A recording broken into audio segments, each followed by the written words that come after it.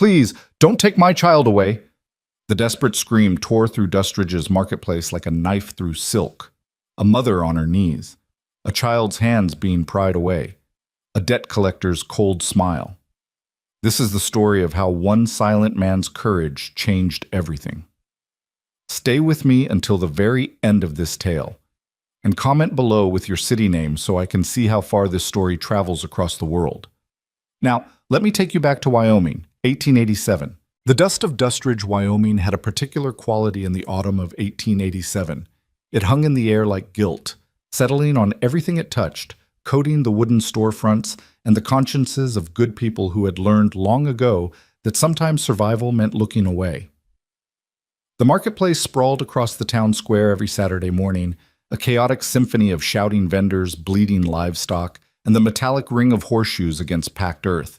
It was a place where fortunes changed hands, where the desperate sold what little they had, and where the wealthy came to remind everyone else of their place in the world's cruel hierarchy. Lydia Harrow knew that hierarchy intimately. She had lived at its bottom for 3 years now, ever since influenza had stolen her husband Samuel during the brutal winter of 1884, leaving her with a 4-year-old daughter, a mountain of debt, and hands that, no matter how hard they worked, could never seem to earn enough to climb out of the hole that widened beneath her feet with each passing month. She stood now at the edge of the marketplace, her dress patched in so many places that the original fabric was barely visible beneath the repairs, her hands raw and reddened from taking in washing for the town's more fortunate families. Annie clung to her skirt, the child's face smudged with dirt, her blonde hair tangled despite Lydia's best efforts each morning to make her daughter presentable. The girl clutched a corn-husk doll that Lydia had fashioned from scraps, the only toy Annie had known for over a year. "Mama, I'm hungry," Annie whispered, tugging at Lydia's sleeve. Lydia's heart cracked a little more, the way it did every time her daughter spoke those words. "I know, sweetheart, just a little longer. Mama needs to talk to Mr. Clay about the money you owe me." The voice cut through the marketplace noise like a blade through butter. Barrett Clay emerged from the crowd, his expensive suit immaculate despite the dust that plagued everyone else, his silver-topped cane tapping against the ground with each step. He was a man who had made his considerable fortune by understanding one fundamental truth. Desperation made people predictable, and predictable people could be controlled. Lydia's spine straightened instinctively, even as fear coiled in her stomach. "Mr. Clay, I came to discuss an extension on—" "An extension?" Barrett's laugh was cold, calculated to carry across the square. Already, heads were turning. Already, the show was beginning. "Mrs. Harrow, we've had this conversation 3 times now. Each time, you promise payment. Each time, you fail to deliver. I'm a businessman, not a charity." "Please." Lydia hated the sound of her own voice, hated the pleading quality that crept into it. "Just 2 more weeks. Mrs. Henderson said she'd pay me extra for—" "Mrs. Henderson told me yesterday she's found cheaper help." Barrett stepped closer, and Lydia caught the scent of his cologne, something expensive and foreign that seemed to mock her poverty. "Face facts, woman. You're 3 months behind on your rent. You owe me $47, and you have no means of paying it." $47. It might as well have been $4,000. Lydia had 12 cents in her pocket and a sack of cornmeal at home that would last maybe another week if she stretched it thin enough. "I'll find a way," she said. But even she didn't believe the words. Barrett's smile widened. He'd been waiting for this moment, she realized. Planning it. "I'm sure you will. In fact, I've come prepared with a solution." He snapped his fingers, and 2 men materialized from the crowd. Lydia recognized them. Travis Boone and Frank Miller, hired muscle who did Barrett's dirty work. They moved with the casual brutality of men who had stopped seeing other people as human beings long ago. "What are you doing?" Lydia's voice rose as Travis grabbed her arm. "Let go of me." "You can't pay your debt with money," Barrett announced, his voice projecting across the square where a crowd was rapidly gathering. "So you'll pay it with labor. 3 years of service in my household should settle accounts. Your daughter will be placed with a family in Denver who needs—" "No!" The word exploded from Lydia's throat. She yanked her arm free from Travis, stumbling backward and pulling Annie behind her. "You can't take my child. She's all I have." She's collateral, Barrett corrected, his tone conversational, as if discussing the weather. And technically, according to the contract you signed when you borrowed money for your husband's burial, I have every legal right to... She's 4 years old! Lydia's scream silenced the marketplace. Vendors stopped hawking their wares. Horses stamped nervously. Even the wind seemed to hold its breath. She's a child, not property. Barrett's expression didn't change. He nodded to Frank, who moved toward Annie with mechanical precision. What happened next would be seared into Lydia's memory forever. She dropped to her knees in the dirt, her hands clasped in front of her as tears carved clean tracks through the dust on her face. Pride, dignity, self-respect, all of it evaporated in the face of a mother's terror. "Please," she begged, her voice breaking. "Please, don't take my child away. I'll do anything. I'll work day and night. I'll find the money somehow. Just don't take her. She's all I have. She's everything." Annie was crying now, clutching her mother's neck with desperate strength. "Mama! Mama!" Frank's hand closed around Annie's arm. "No, no, please! Please!" The crowd watched. Some looked uncomfortable. A few women dabbed at their eyes. But no one moved. No one spoke. This was the way of things in Dustridge. Barrett Clay owned half the town, held mortgages on most of the rest, and crossing him meant losing everything you had. Better to look away. Better to pretend you didn't see. Travis produced a length of rope from his belt. "For God's sake," Lydia sobbed. "She's just a baby. Please, I'm begging you." "Ma'am, if you resist, we'll have to restrain you," Travis said, not unkindly. He probably had children of his own at home. Probably told himself he was just doing his job. Probably slept just fine at night. The rope bit into Lydia's wrists as they bound her hands behind her back. Annie's screams intensified as Frank lifted her, the little girl's legs kicking wildly, her cornhusk doll falling forgotten into the dirt. "Mama! I want my mama!" Annie baby, I'm so sorry. I'm so sorry." Barrett dusted off his sleeves, satisfied. "Take the child to the station. There's a train to Denver at 3 o'clock. Mrs. Harrow, you'll report to my estate tomorrow morning at dawn to begin—" "Stop!" The word wasn't shouted. It wasn't loud. But somehow it cut through Annie's screams, through Lydia's sobs, through the murmur of the crowd.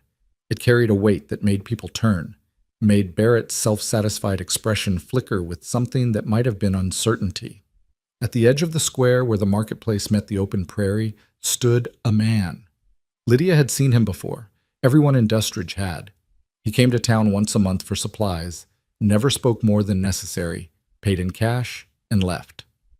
Some called him Caleb Rowan. Others just called him the Quiet One. He owned a ranch somewhere in the hills north of town, ran cattle, kept to himself. There were rumors, of course. There were always rumors about men who chose solitude. Some said he was running from something. Others said he'd lost his family in some tragedy and couldn't bear to be around people anymore. A few claimed he simply preferred the company of horses and cattle to human beings. He was tall, Lydia noticed through her tears. Probably in his mid-30s, with dark hair that needed cutting and a weathered face that suggested a life spent outdoors. His clothes were simple, worn denim, a faded shirt, a hat that had seen better days. But there was something about the way he stood, something in his bearing that commanded attention, despite his ordinary appearance. He walked forward, his boots making soft thuds against the packed earth. The crowd parted automatically, instinctively, the way people move aside for something dangerous or unpredictable. Barrett's jaw tightened. "This doesn't concern you, Rowan." Caleb didn't respond. He kept walking, his eyes fixed on Frank, who still held the struggling Annie. When he reached them, he stopped, standing perhaps 3 feet away. His hand moved to his belt, and for a moment Lydia thought he might draw a weapon. Instead, he pulled out a small leather pouch. The silence that followed was profound. Caleb opened the pouch and poured its contents into his palm. Gold coins. Not many, but enough. He walked to Barrett and dropped the coins at the man's feet. They clinked against each other, glinting in the autumn sunlight. The sound of freedom, of salvation, of a debt paid in full. Barrett stared at the coins, then at Caleb. "You're joking." Caleb's expression didn't change. He gestured toward Lydia, then toward Annie, then back to the coins. The message was clear even without words. Take the money. Let them go. This is insane, Barrett said, but his voice had lost some of its confidence. She owes me service. There's a contract. You can't just... Caleb took one step forward. Just one. But something in that movement, something in his eyes, made Barrett take 2 steps back. Fine, Barrett snapped, his face flushing red. Fine. Take her. Take the brat. But don't think this makes you some kind of hero, Rowan. You just bought yourself a widow and a child. I hope you know what you're doing with them. He paused, his smile returning, ugly and insinuating. Or maybe you do. Maybe that's exactly what you wanted. The implication hung in the air like smoke. Several men in the crowd chuckled. Lydia felt her face burn with humiliation on top of everything else. Caleb ignored them all. He walked to Travis, held out his hand. Travis glanced at Barrett, who waved him away irritably. Travis untied Lydia's wrists. The rope fell away and Lydia gasped, rubbing at the raw skin. Then Caleb was crouching in front of her, his eyes level with hers. Up close she could see they were gray, the color of storm clouds over the prairie. He held out his hand, not grabbing, not demanding, just offering. Lydia stared at that hand. She'd learned to distrust kindness. Kindness always had a price, and she had nothing left to pay with. But Annie was still crying in Frank's arms, and the alternative was watching her daughter be put on a train to Denver, and so she placed her trembling hand in his. His grip was firm but gentle as he helped her to her feet. Then he turned to Frank. "Give her the child," Caleb said. His voice was quiet, rusty from disuse, but absolutely certain. Frank looked at Barrett. Barrett made a disgusted gesture. Frank set Annie down and the girl immediately ran to her mother, wrapping herself around Lydia's legs with a grip that suggested she would never let go again. Caleb picked up Annie's fallen doll from the dirt, brushed it off, and handed it to the little girl. She took it with wide, tear-streaked eyes, staring at him as if he'd descended from heaven itself. Then, without another word, Caleb turned and walked toward a horse and wagon waiting at the edge of the square. He climbed into the driver's seat and looked back at Lydia, waiting. "Go on," someone in the crowd muttered, before Clay changes his mind. Lydia's legs moved automatically, carrying her and Annie toward the wagon. Someone, she never saw who, helped her climb up. She settled onto the rough wooden seat, Annie in her lap, and looked at the man beside her. The man who had just paid $47 for strangers. The man who had stood up to Barrett Clay when no one else would. "Why?" she whispered. Caleb didn't answer. He just flicked the reins, and the horse began to move, pulling them away from the marketplace, away from Barrett Clay's fury and the crowd's judgmental stares, away from Dustridge and everything Lydia had known for 3 terrible years. She looked back once. Barrett stood in the middle of the square, surrounded by the coins Caleb had thrown at his feet, his face twisted with rage. Their eyes met across the distance, and Lydia saw the promise in his expression. This isn't over. Then the wagon turned a corner, and he was gone. The prairie stretched endlessly in all directions, golden grass bending in waves beneath the wind. Annie had cried herself to sleep against Lydia's chest, exhausted by terror and relief in equal measure. Lydia held her daughter and tried to make sense of what had just happened. "I don't have any money," she finally said. The words felt necessary, like setting terms before things went any further. "Whatever you paid for me, I can't pay you back. I can work. I'm a hard worker. But if you think..." She couldn't finish the sentence, couldn't voice what Barrett's parting words had implied, what the crowd's laughter had suggested, what she'd seen in the eyes of too many men over the past 3 years. A widow alone was vulnerable. A widow alone with a child was desperate. Desperation made people agreeable to all sorts of arrangements. Caleb glanced at her briefly, then back at the road. He said nothing. "I need to know what you expect from me," Lydia pressed, hating how her voice shook. "I need to know what this is." For a long moment, the only sounds were the creak of the wagon wheels and the distant cry of a hawk overhead. Then Caleb spoke, his voice so quiet she had to strain to hear it. "Expect you to be safe." 3 words. That was all. But something in Lydia's chest loosened slightly. "And after that?" she asked. "What happens after that?" Caleb was silent again, his eyes on the horizon, where the land met the sky in a perfect line. Finally he said, Don't know yet. It wasn't much of an answer. It should have terrified her. Instead, strangely, it gave her the first real hope she'd felt in months. Because don't know yet wasn't a plan.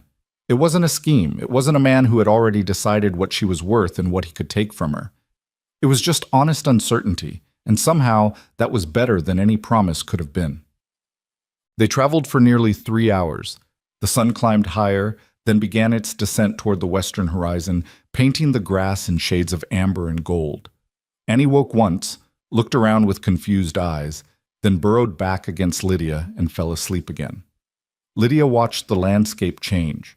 The flat prairie gradually gave way to rolling hills, then to steeper terrain dotted with pine trees and outcroppings of gray rock.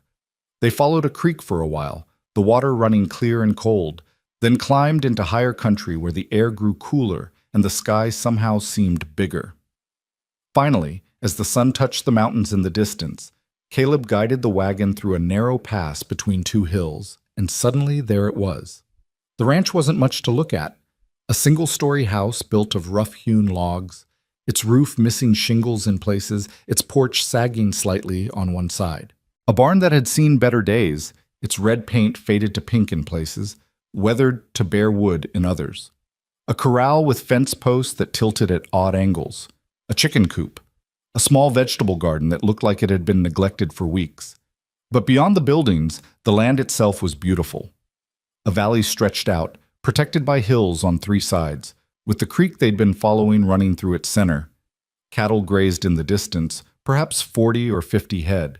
The grass was thick and green despite the season. And the silence, Lydia had never experienced silence like this. In town, there was always noise, always voices, always wagon wheels, always something. Here, there was just the wind and the water and the occasional low of a cow. Caleb pulled the wagon up in front of the house and climbed down. He held up his hand to help Lydia descend, then waited while she woke Annie.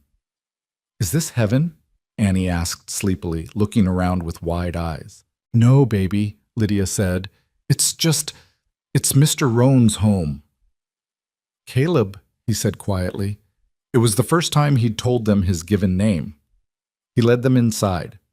The house was sparse but clean, cleaner than Lydia had expected for a man living alone. One large room served as kitchen and living area, with a stone fireplace taking up most of one wall. 2 doors led to what she assumed were bedrooms. The furniture was simple: a table with 4 chairs, a worn sofa, a rocking chair by the fire. No decorations on the walls. No photographs. No personal touches that might tell her anything about the man who lived here. Caleb gestured to one of the bedroom doors. "Yours," he said simply. Lydia opened it cautiously. Inside was a bed, an actual bed, not a straw mattress on the floor like she'd been sleeping on in Dustridge, with a patchwork quilt, a dresser, a small window looking out over the valley. It was more than she'd had in 3 years. "I can't," she said automatically. "This is too much. I should sleep in the barn, or—" "Yours," Caleb repeated, his tone suggesting the matter wasn't up for discussion. "Then where will you sleep?" He gestured toward the other bedroom door, then seemed to reconsider. "Barn's fine." "Absolutely not." The words came out more forcefully than Lydia intended. She might be desperate, she might be in this man's debt, but she wasn't going to let him sleep in his own barn while she took his bed. "You've done more than enough. We'll figure out something else." For the first time, something that might have been amusement flickered across Caleb's face. He walked to the fireplace, knelt down, and began building a fire with practiced efficiency. Within minutes, flames were crackling, pushing warmth into the room. "Hungry?" he asked. Lydia's stomach answered before she could, growling loudly enough that Annie giggled. Caleb stood and moved to the kitchen area, pulling items from shelves and a root cellar. Potatoes, onions, a slab of salt pork, flour, lard. "I can do that," Lydia said quickly, moving forward. "Please, let me. You've already done so much." Caleb stepped aside without argument, watching as she located a knife, a cutting board, a pan. Her hands knew what to do. They'd prepared thousands of meals over the years, first for Samuel, then for herself and Annie, Then for the families whose washing she took in, who sometimes paid her in food instead of coin. She worked in silence, aware of Caleb's presence but not uncomfortable with it. He wasn't watching her the way some men did, with eyes that lingered and calculated. He was just present. He fed more wood to the fire, then sat in the rocking chair with a piece of leather and some tools, working on what looked like a bridal repair. Annie, her initial shyness overcome by exhaustion and hunger, wandered over to him. She stood about 3 feet away, staring with unabashed curiosity. "Why don't you talk?" she asked, with the directness of children everywhere. "Annie!" Lydia spun around, mortified. "That's rude. Apologize right now." But Caleb didn't look offended. He glanced at Annie, seemed to consider the question, then shrugged slightly. "Nothing much to say." "Mama talks all the time," Annie informed him. "Sometimes she talks even when nobody's there. She says it's because she's thinking out loud." Despite everything, the terror of the day, the uncertainty of their situation, Lydia felt a smile tug at her lips. "I like quiet," Annie continued. "Mr. Barrett talked too much. He had a mean voice." At the mention of Barrett's name, Caleb's hands stilled on the leather. His jaw tightened almost imperceptibly. "You don't have a mean voice," Annie decided. "You have a quiet voice. That's better." She plopped down on the floor near his chair, content to watch him work. After a moment, Caleb resumed his repairs, and they sat in companionable silence while Lydia cooked. Dinner was simple: fried salt pork with potatoes and onions, biscuits that weren't as good as she'd wanted but were edible, but it was more food than Lydia and Annie had seen in weeks. They ate at the table, Annie swinging her legs and chattering between bites about everything and nothing, Lydia eating slowly and watching Caleb from the corner of her eye. He ate methodically, without much attention to the food, as if eating were just another necessary task. But when Annie asked if she could have another biscuit, and Lydia hesitated, worried about taking too much, he pushed the entire basket toward the little girl without a word. After dinner, while Lydia washed the dishes in a basin, there was a pump right in the kitchen, an incredible luxury. Annie's eyelids began to droop. The day's trauma was catching up with her. "Bedtime, sweetheart," Lydia said gently. "Will you tell me a story?" Annie asked, then turned to Caleb. "Will Mr. Quiet tell me a story?" "Mr. Quiet?" Lydia repeated, confused. Annie pointed at Caleb. "That's his name, because he's quiet, like a mouse." Lydia expected Caleb to correct her, to insist on his proper name, but he just nodded slightly, accepting the moniker. I don't think Caleb tells stories," Lydia said. "That's okay," Annie yawned. "Mama tells good stories. But maybe Mr. Quiet could listen?" Lydia looked at Caleb, expecting him to refuse, to want his evening to himself after the chaos of the day. But he stood, setting aside his leather work, and followed them into the bedroom. Annie climbed into the bed, the big soft bed that was like something from a dream, and Lydia sat beside her, smoothing her daughter's tangled hair. Caleb stood in the doorway, neither in nor out, just present. "Once upon a time," Lydia began, falling into the familiar rhythm of the fairy tales she'd told Annie 1,000 times, "there was a princess who lived in a tall tower." As she spoke, weaving a tale of magic and adventure, of dragons defeated and true love found, she was aware of Caleb listening. His face remained impassive, but his eyes, those storm-gray eyes, were fixed on Annie with an expression Lydia couldn't quite read. Sadness? Longing? Memory? By the time the princess and her prince lived happily ever after, Annie was asleep, her corn-husk doll clutched in one hand, her other hand reaching out to hold Lydia's fingers. Lydia stood carefully, trying not to wake her, and turned to find Caleb had vanished as silently as he'd arrived. She covered Annie with the quilt, kissed her forehead, and stood for a long moment looking at her daughter's peaceful face. Safe. For the first time in 3 years, Annie was truly safe. When Lydia emerged from the bedroom, she found Caleb laying out blankets on the sofa. "You're not sleeping in the barn," she said firmly. He looked at her, one eyebrow raised slightly. "The sofa's not big enough for you," she continued. "You'll hurt your back. And this is your home. We're the intruders." "Not intruders." "Then what are we?" The question came out more desperate than she intended. "I need to understand. What is this arrangement? What do you want from us? Caleb sat down on the sofa, his hands clasped between his knees. For a long time he was silent, and Lydia thought he might not answer at all. Then, finally, he spoke. Had a family once. Wife. Baby girl. Lydia's breath caught, past tense. Had. Fever took them. 4 years ago. I'm so sorry, Lydia whispered. Caleb shrugged slightly, as if sorry was a word he'd heard too many times to mean anything anymore. Ranch got quiet after. Too quiet. When I saw you today, saw him taking your girl. He paused, his jaw working. Couldn't let it happen. So this is charity?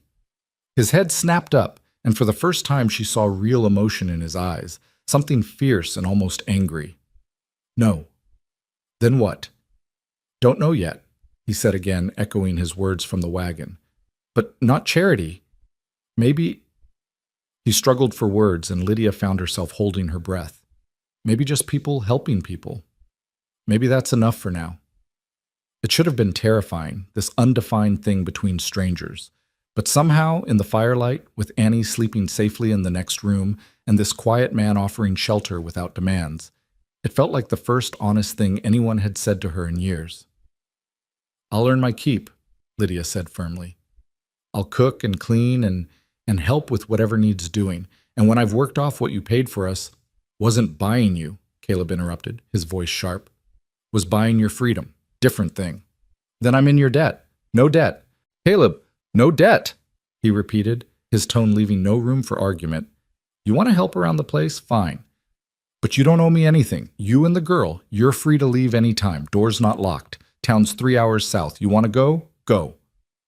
Lydia stared at him, searching for the lie, for the catch, for the trap. But his eyes were steady, honest in a way that made her throat tight.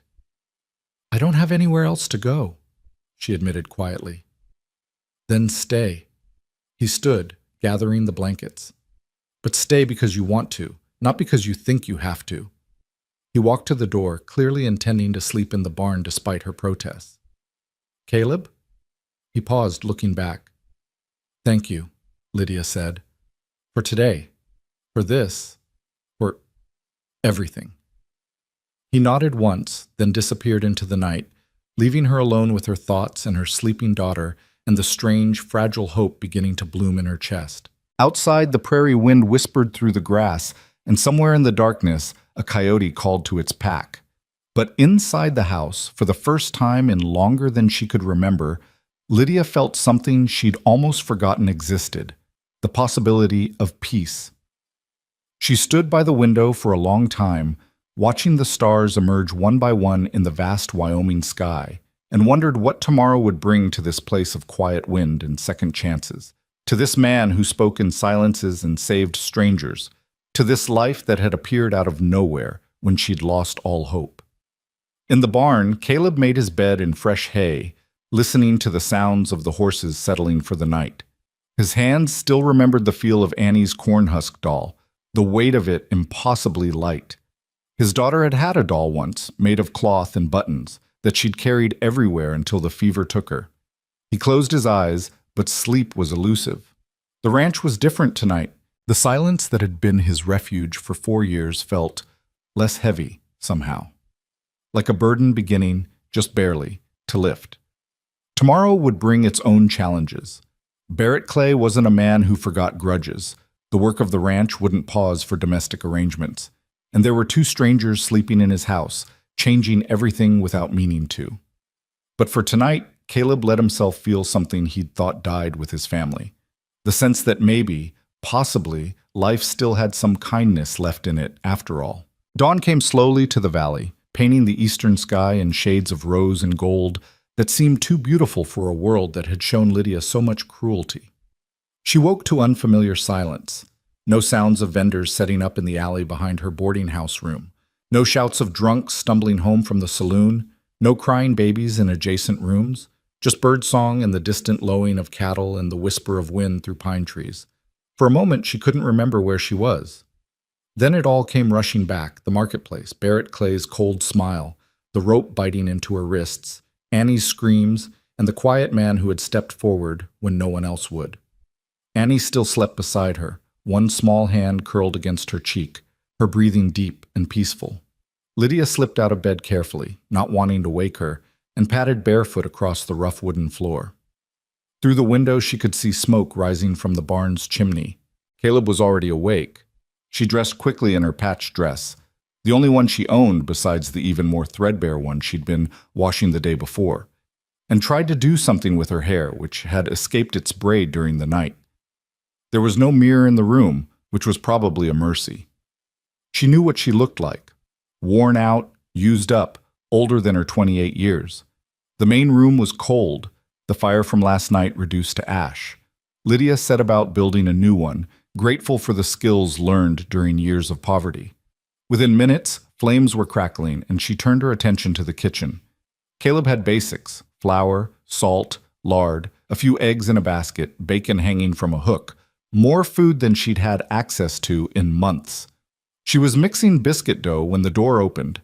Caleb entered, his hat dusted with morning dew, his face already showing the day's growth of beard. He stopped when he saw her, surprise flickering across his features. "You're up early," Lydia said, keeping her voice quiet so as not to wake Annie. "I hope you don't mind. I thought I'd make breakfast." Caleb hung his hat on a peg by the door. "Didn't need to." "I wanted to." She shaped the dough into rounds and placed them in a pan. "You said I didn't owe you anything, and I believe you meant it. But I need to do something. I can't just take without giving." He moved to the basin, pumped water, and washed his hands and face with economical movements. When he turned back, water dripped from his hair, and Lydia noticed a scar running along his left jaw, old, long-heeled, the kind that came from violence or accident. "Chores need doing," he said finally. "Could use help if you're willing." Relief flooded through her, purpose, structure, a way to make herself useful. "Anything, whatever you need. Chicken coop's been neglected, garden too, mending, washing, cooking." He gestured vaguely. "Been managing alone but barely." "I'm good at all of that," Lydia said quickly. "I took in washing and dusterage. I can sew. I kept a garden before Samuel died. I believe you." His eyes met hers, steady and calm, not questioning your ability. They stood in silence for a moment, the awkwardness of strangers trying to establish new rhythms. Then Caleb cleared his throat. "Coffee? Please." He made it strong and black, the way men who worked outdoors seemed to prefer it. Lydia added generous amounts of milk to hers, trying to cut the bitterness. They sat at the table, not speaking, watching the day brighten beyond the windows. "About yesterday," Lydia began. "When Barrett implied that we... Doesn't matter what he implied. It matters to me." She wrapped both hands around her coffee cup, needing something to hold on to. "People will talk. They'll assume things. People always assume things. Doesn't that bother you?" Caleb shrugged. "Can't control what people think. Can only control what's true." "And what's true?" He looked at her directly, his gray eyes unwavering. "Truth is you needed help. Truth is I gave it. Everything else is noise." The biscuits were ready. Lydia pulled them from the oven, golden brown, better than yesterday's batch, and set about frying bacon and eggs. The domestic normalcy of it felt surreal after yesterday's terror, like she'd stepped through a door into someone else's life. Annie emerged from the bedroom, her hair a wild tangle, her corn-husk doll clutched under one arm. She stopped when she saw Caleb, suddenly shy, then climbed into Lydia's lap. "Morning, sweetheart," Lydia murmured, kissing the top of her head. "Did you sleep well?" Annie nodded, then peeked at Caleb from the safety of her mother's embrace. "Morning, Mr. Quiet." Something softened in Caleb's expression. He nodded back. "Morning." "Why are you called Mr. Quiet?" Annie asked with the fearless curiosity of children. "Don't you like talking?" "Annie," Lydia started, but Caleb held up a hand. "Talking's fine," he said carefully. "Just don't always have things to say." "Mama says thinking before talking is a virtue," Annie informed him. "But she also says I don't have that virtue yet because I'm only 4. Despite himself, Caleb's mouth twitched, almost a smile. You're honest. That's a virtue, too. Breakfast was strange and comfortable at once. Annie chattered about her doll, about the big bed, about the chickens she'd heard that morning. Lydia ate slowly, savoring each bite, trying not to think about how many meals she'd skipped to make sure Annie had enough. Caleb ate in his methodical way, occasionally glancing at them as if confirming they were really there. After breakfast, Caleb stood and reached for his hat. Got fence line to check. Storm last week knocked some posts down. Can I come? Annie asked immediately. Annie, Mr. Roan has work to do, Lydia said. Caleb, he corrected quietly, then looked at Annie. It's a long ride. Boring. I like horses, Annie said hopefully. Caleb glanced at Lydia, a question in his eyes. She hesitated. Part of her wanted to keep Annie close after yesterday's trauma, but another part recognized that letting her daughter have normal experiences, riding with a kind man, seeing the ranch, not cowering in fear, might be exactly what she needed. If it's too much trouble, Lydia began. It's not. Caleb looked at Annie. Need to stay in the saddle. No wiggling. Can you do that? Annie nodded vigorously. Then come on. Lydia watched them go, Annie's small hand in Caleb's large one as he led her toward the barn. She stood in the doorway until they emerged, Caleb on a big bay horse with Annie sitting in front of him, her eyes wide with wonder. He'd given her his hat, and it engulfed her head comically. As they rode out, Annie waved enthusiastically, and Lydia waved back, her throat suddenly tight. 3 years. 3 years of constant fear and hunger and uncertainty, of protecting her daughter alone, of never trusting anyone. And now here was this man, this stranger, taking her child riding as if it were the most natural thing in the world. She turned back to the house, determined to prove her worth. The kitchen needed thorough cleaning. The floor wanted scrubbing. The windows were grimy with dust. She worked with single-minded focus, the way she'd learned to work in Dustridge when the only thing between her and starvation was the next load of laundry, the next meal cooked, the next floor swept. By mid-morning, the main room gleamed. Lydia moved to the chicken coop next, finding it in deplorable condition. Dirty straw, broken nesting boxes, water troughs thick with algae. The chickens themselves looked bedraggled, their feathers dull. She spent 2 hours mucking out the coop, replacing straw, repairing boxes with scrap wood she found in the barn, scrubbing troughs until they were clean. The garden was worse. Weeds had taken over what had once been neat rows. A few hardy vegetables struggled for survival, some squash, carrots, onions, but most of the plot was chaos.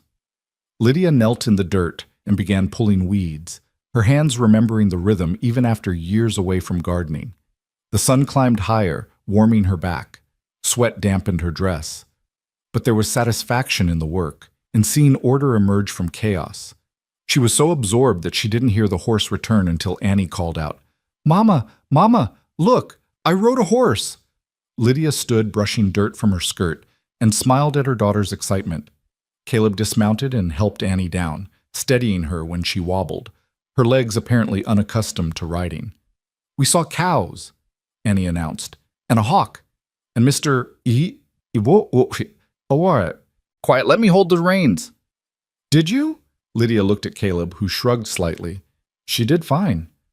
"I was very brave," Annie informed her mother seriously. "Even when the horse went fast." Caleb's eyes moved past Lydia to the chicken coop, then to the garden, taking in the morning's work. Something changed in his expression, surprise again, and something else. Respect, maybe. "Didn't expect all this," he said. "I told you I'd help." Lydia felt defensive suddenly. "If it's not what you wanted, it's good." He nodded toward the garden. "Better than good. Haven't had time to keep up with it." "What else needs doing?" Caleb looked at her for a long moment, and Lydia had the sense he was recalibrating something, adjusting his expectations. "Mending," he said finally. "Got clothes in the barn that need patching, tack that needs repair, but that can wait. You should rest." "I don't need to rest. You worked all morning. So did you." They stood facing each other, neither willing to back down. Annie looked between them, confused by the sudden tension. "Lunch?" Lydia suggested finally, breaking the standoff. Caleb nodded. "I'll wash up." Lunch was leftovers from breakfast with bread Lydia baked while Caleb was gone. They ate mostly in silence, though Annie filled the quiet with her chatter about the morning's adventure, about the cows' funny faces, and how high up everything looked from horseback. After lunch, Caleb disappeared into the barn with tools. Lydia found his mending exactly where he'd said, a pile of shirts and pants that looked like they'd been neglected for months, maybe longer. Some had tears from barbed wire. Others had simply worn through with use. She settled in the rocking chair by the fireplace with needle and thread, Annie playing nearby with her doll. The afternoon passed in peaceful industry. Through the open door, Lydia could hear Caleb hammering in the barn. Annie hummed to herself, creating elaborate stories about her doll's adventures. Lydia's fingers worked automatically, stitching torn fabric, reinforcing weak seams, replacing buttons. It was work she'd done 1,000 times, but today it felt different. She wasn't mending for strangers who paid her pennies and complained about her speed. She was mending for the man who had saved her daughter. She was examining a particularly bad tear in a work shirt when a shadow fell across the doorway. Caleb stood there, hesitant, as if unsure whether to enter his own house. "Come in," Lydia said. "It's your home." He entered, moving to the basin to wash grease from his hands. "Fix the plow. Should work now when planting season comes." "That's good. Found some old dresses in a trunk." He gestured toward a bundle he'd set by the door. "My wife's. Thought maybe, if you wanted." Lydia set down her mending. The offer was kind, but accepting a dead woman's clothes felt strange, too intimate for their undefined relationship. "I couldn't. They're just sitting there," Caleb interrupted. "Doing no good to anyone. You need clothes. They're there." He paused. "Sarah would have wanted someone to use them." Sarah. His wife had a name now. Lydia wondered what she'd been like. This woman who had loved the quiet rancher, who had died and left him alone in this big empty valley. "Thank you," Lydia said softly. "That's very kind." Caleb nodded and retreated to his other bedroom, the one Lydia hadn't seen yet, and emerged with an armload of leather straps and buckles. He settled at the table and began working on what looked like harness repair. They worked in comfortable silence, the kind that falls between people who don't need to fill every moment with words. Annie eventually fell asleep on the sofa, exhausted by her morning adventure. The sun moved across the sky, painting the room in changing light. "Can I ask you something?" Lydia said finally, not looking up from her stitching. Caleb's hand stilled. "Yes." "Why don't you talk much? Is it just your nature, or—" She trailed off, unsure how to finish without being rude. He was quiet for so long she thought he wouldn't answer. Then, "After they died, Sarah and Emma, talking felt wrong. Like if I spoke, I'd have to admit they were really gone. So I stopped, got used to quiet, got comfortable with it." He resumed his work.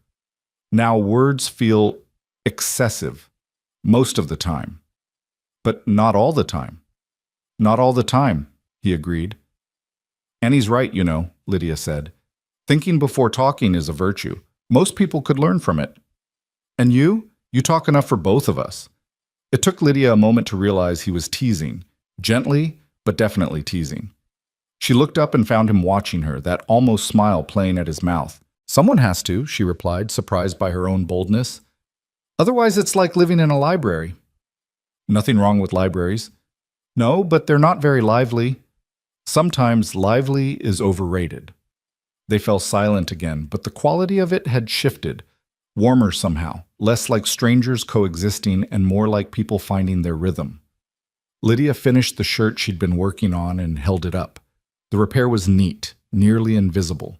She added it to the growing pile of mended clothes. "You're good at that," Caleb observed. "I've had practice." Lydia reached for another item. "When Samuel died, I had to find ways to make money. Took in mending, washing, anything I could do. The women in town—" She paused, old bitterness rising. "They were happy to pay me pennies for work they didn't want to do themselves, but they weren't so happy when I needed help." "You asked for help?" "Once." The memory still stung. "When Annie got sick last winter. She had a fever so high I thought I'd lose her. I went to the church, begged them for money to see the doctor. They said they'd pray for her." Lydia's hands tightened on the fabric. "Prayer doesn't cure pneumonia. Medicine does. I sold everything we had. My wedding ring, Samuel's pocket watch, even my good shoes. Barely got enough. Caleb's jaw tightened. She recovered. Obviously, Lydia gestured toward the sleeping Annie. But I learned something that day. People will let you drown as long as they don't have to watch. They'll close their eyes, say a prayer, and call themselves good Christians. Not everyone. No, Lydia admitted, looking at him. Not everyone. The afternoon wore into evening. Caleb went out to do evening chores, feeding cattle, checking water troughs, securing the barn.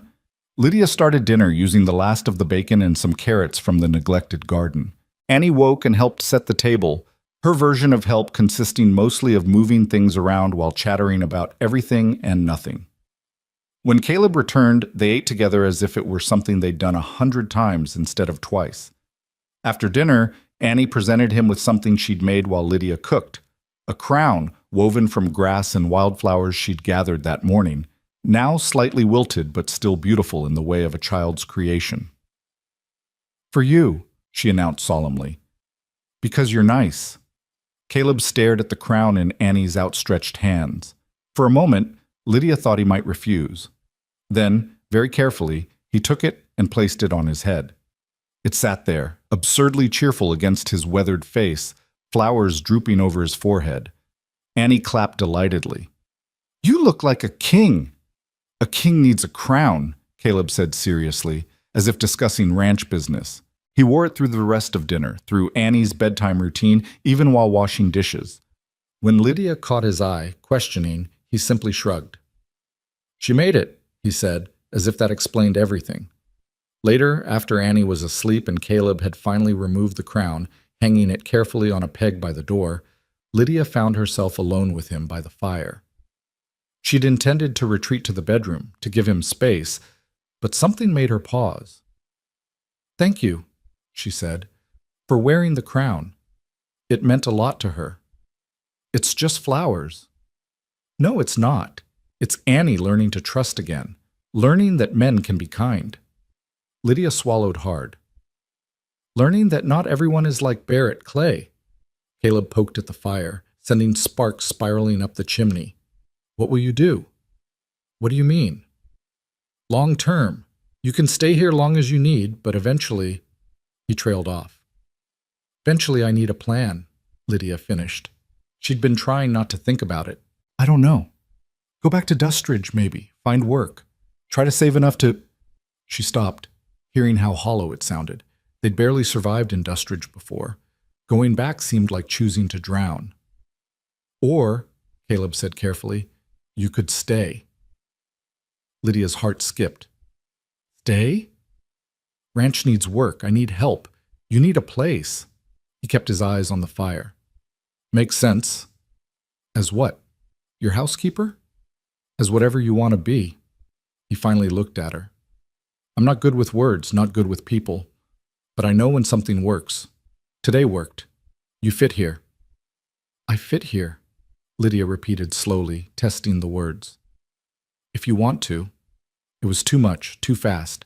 Yesterday she'd been on her knees in the dirt, watching her daughter be taken. Today she was sitting by a fire in a safe house, being offered a future. It felt unreal, like something that would vanish if she touched it too hard. I need to think about it, she said finally. Take your time. Caleb stood, stretching. I'll be in the barn. Caleb, you don't have to. I know, but he was already reaching for his hat. Need to check on a mare anyway. Might foal tonight. He was gone before Lydia could protest further. She sat alone by the fire, her thoughts spinning. Through the window she could see lamplight in the barn, Caleb's shadow moving across it. A kind man. A lonely man. A man offering shelter without demands, asking nothing but her presence. It should have been terrifying. Every instinct she'd developed over 3 years of widowhood screamed that this was too good, that there had to be a catch, that kindness always came with a price. But sitting in the warm house, listening to her daughter breathe peacefully in the next room, Lydia found herself wanting to believe, wanting to trust, wanting to imagine that maybe, just maybe, some men were exactly what they appeared to be. Decent human beings trying their best in a hard world, She looked at the crown Annie had made, hanging on its peg by the door, flowers already brown at the edges, but preserved with care. A small thing, a simple thing. But in that gesture, a quiet man wearing a child's gift without embarrassment, Lydia saw more kindness than she'd found in all of Dustridge's so-called good Christian people. Maybe staying wasn't madness. Maybe it was wisdom. The fire burned low. Outside, a coyote called to the moon. And in the barn, Caleb sat with the mare, waiting for new life to enter the world, thinking about the woman and child sleeping in his house and how, for the first time in 4 years, the ranch didn't feel quite so empty anymore. The days that followed fell into a pattern. Caleb rose before dawn to handle the cattle and horses. Lydia woke shortly after to prepare breakfast, the smell of coffee and frying bacon becoming the ranch's morning rhythm. Annie slept late, exhausted by fresh air and freedom, then woke full of energy and questions. The division of labor established itself naturally. Caleb handled the heavy outdoor work, fence repair, cattle management, equipment maintenance. Lydia took over the house and garden, the chickens and cooking, the endless small tasks that kept a home running. Annie helped wherever her small hands could manage, gathering eggs with fierce concentration, pulling weeds with determined enthusiasm, chattering constantly to whoever would listen. They spoke little at first, but the silences weren't uncomfortable. Caleb wasn't a man who needed conversation to feel connected. Lydia learned to read his moods in other ways, the set of his shoulders when something worried him, the slight softening around his eyes when Annie made him almost smile, the way his hands stilled when he was thinking hard about something. On the third day, Lydia found the courage to explore Sarah's trunk.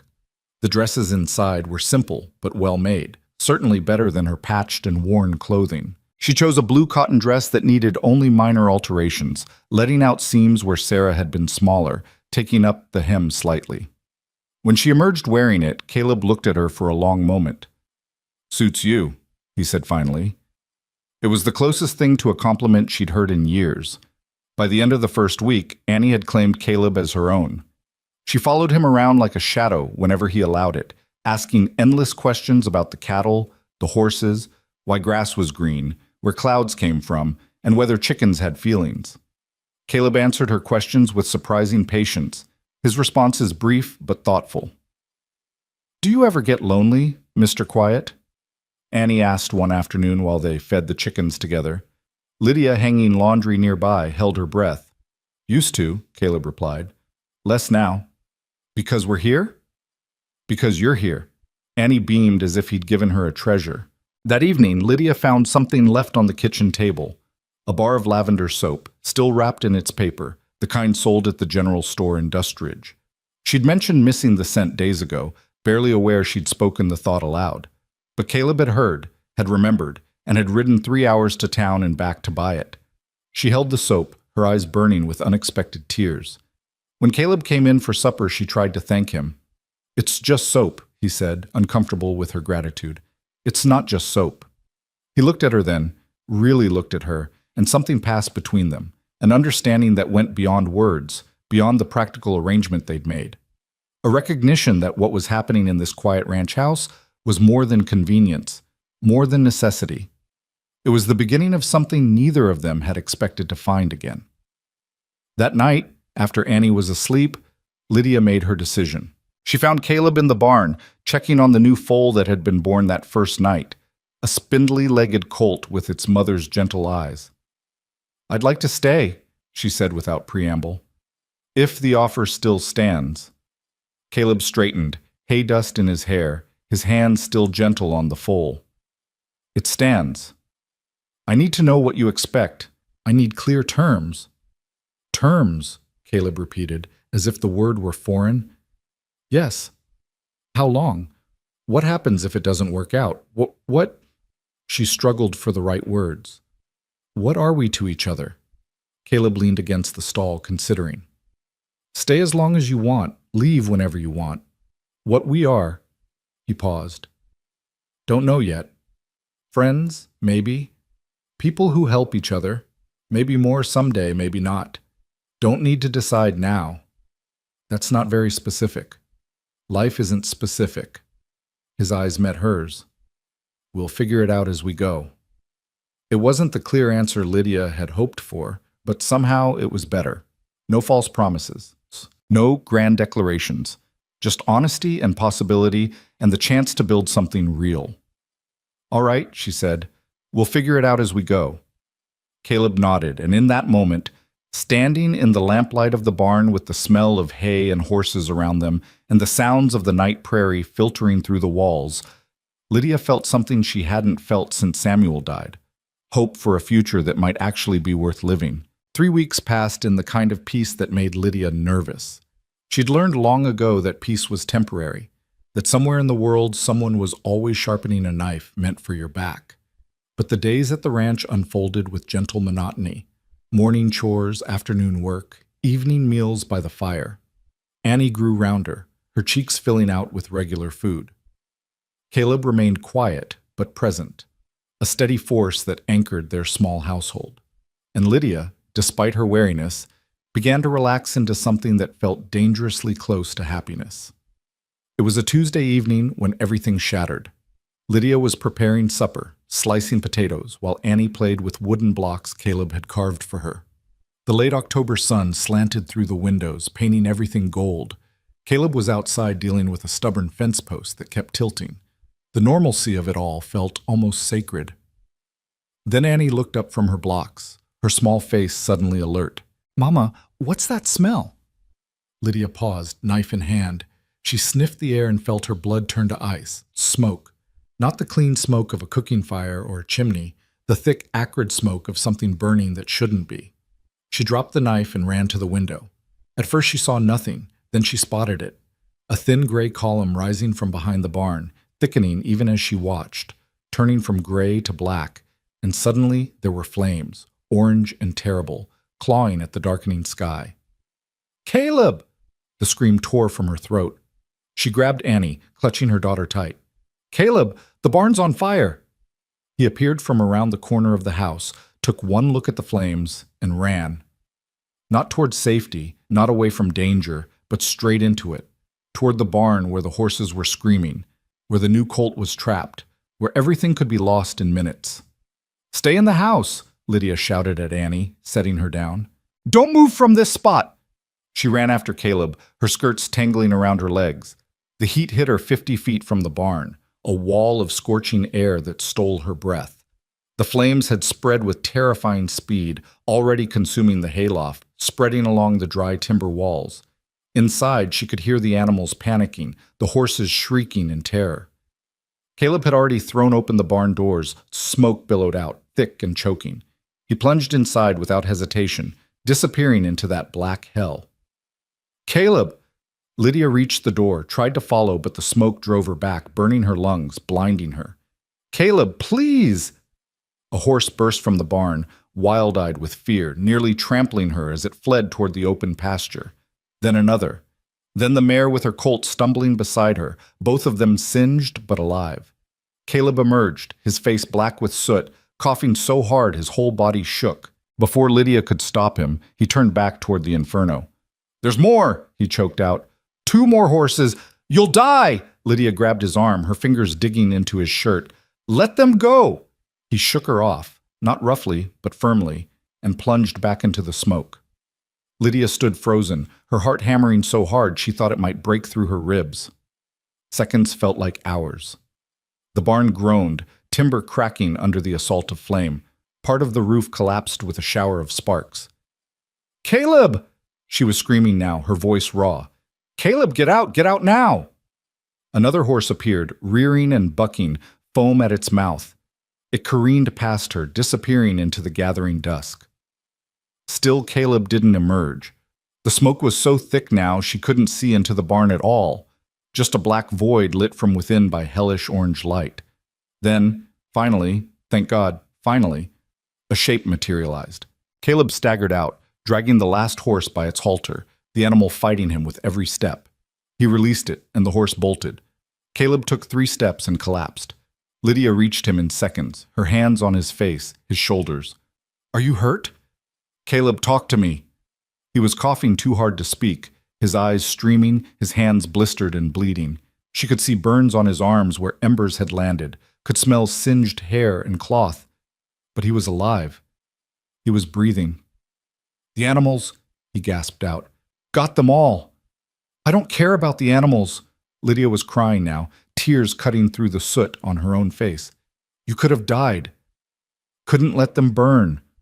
He tried to sit up, coughed so violently he nearly vomited. Couldn't! A beam inside the barn crashed down with an explosion of sparks.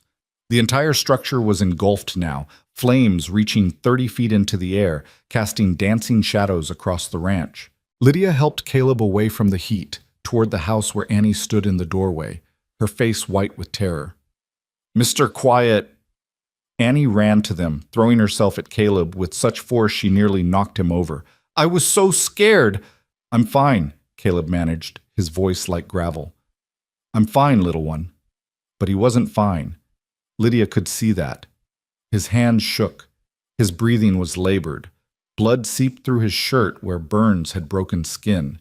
She got him to the porch, made him sit while she ran for water, for clean cloths, for anything that might help. We should get the doctor, she said, examining his hands in the lamplight. The burns were bad, blisters already forming. No doctor. Caleb pulled away slightly. I've had worse. Don't be stubborn. No doctor, he repeated, his tone brooking no argument. Lydia wanted to fight him, wanted to insist, but she recognized that particular set to his jaw. Instead, she cleaned his wounds as best she could, wrapping his hands in strips of cloth torn from an old sheet. His arms bore similar treatment. A burn on his shoulder made him wince when she touched it, but he didn't cry out. Through it all, the barn burned. They could do nothing but watch as months of work, of stored hay and equipment and shelter, turned to ash and ember. The flames painted everything in flickering orange like a glimpse of damnation come to earth. How did it start? Lydia asked quietly, once Caleb's worst injuries were tended. Annie had fallen asleep against him, exhausted by fear, and he held her gently despite his damaged hands. Don't know. But something in his voice suggested he suspected. Caleb, what aren't you telling me? He was quiet for a long moment, watching the flames. Found something earlier today. Broken fence on the south pasture. Not weather damage. Wire was cut clean through. Lydia's stomach dropped. Cut? You mean someone meant to let the cattle out, meant to cause trouble? His jaw tightened. Should have realized he wouldn't stop there. Barrett. The name was poison on her tongue. You think Barrett Clay did this? Don't think. No. Caleb shifted Annie carefully, cradling her against his chest. Saw boot prints in the mud near the fence. Expensive boots, the kind of man like Clay wears. He looked at Lydia, his gray eyes hard as stone in the firelight. He's making good on his threat, showing me what happens when someone crosses him.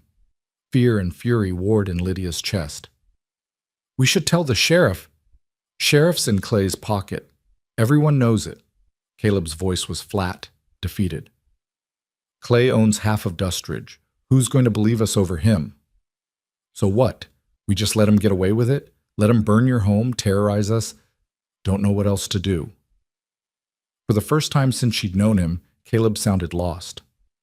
I'm just a rancher. He's got money, power, connections. I speak up. He'll find ways to hurt you. Hurt Annie. Can't risk that.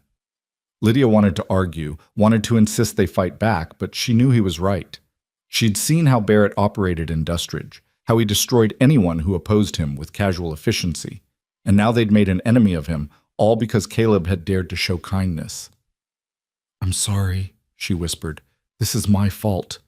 If I hadn't owed him money, if you hadn't... Stop. Caleb's voice was firm despite his exhaustion. This isn't your fault. It's his. He's the one who preys on desperate people.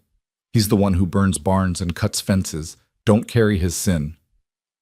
They sat in silence, watching the fire burn itself out. Eventually the flames diminished, leaving only glowing embers and twisted metal and the charred skeleton of what had been. The smell of smoke hung heavy in the air, a reminder that safety was an illusion, that cruelty could find you even in the middle of nowhere. Lydia carried Annie to bed, tucking her in with trembling hands. When she returned to the main room, she found Caleb still sitting on the porch, staring at the ruins of his barn. She brought him water, which he drank mechanically, and sat beside him. What will you do? She asked. Rebuild? He said it simply, as if it were obvious. What else can I do? That will take time. Money. Got some saved. Won't be fancy, but it'll shelter the animals. He flexed his bandaged hands carefully, wincing, assuming I can work with these. I'll help. The words came without thought. However I can. Whatever you need. Caleb looked at her, really looked at her, and in his eyes she saw something shift. You don't have to. Yes, I do.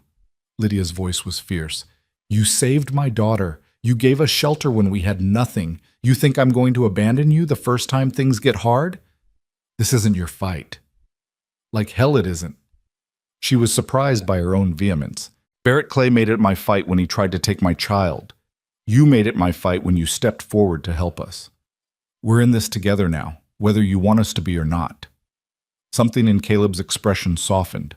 He reached out with one bandaged hand and touched her face, just briefly, his fingers gentle against her cheek.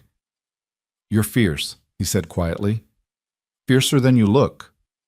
3 years of survival will do that to a person. They sat together as the night deepened, as stars emerged overhead and the embers of the barn cooled to ash. Somewhere in the hills, a coyote howled. The horses moved nervously in the pasture, still spooked by the fire. But on the porch, Lydia felt something she hadn't expected: resolve. Barrett Clay had meant to break them, to punish them for defying him. Instead, he'd forged something stronger. The next morning dawned cold and gray, matching Lydia's mood. She woke early and found Caleb already outside, surveying the damage by daylight. The barn was a total loss. Nothing but blackened timbers and ash. The chicken coop had survived and the house was untouched, but the loss was still devastating. Caleb's hands were swollen and painful. She could tell by the careful way he held them.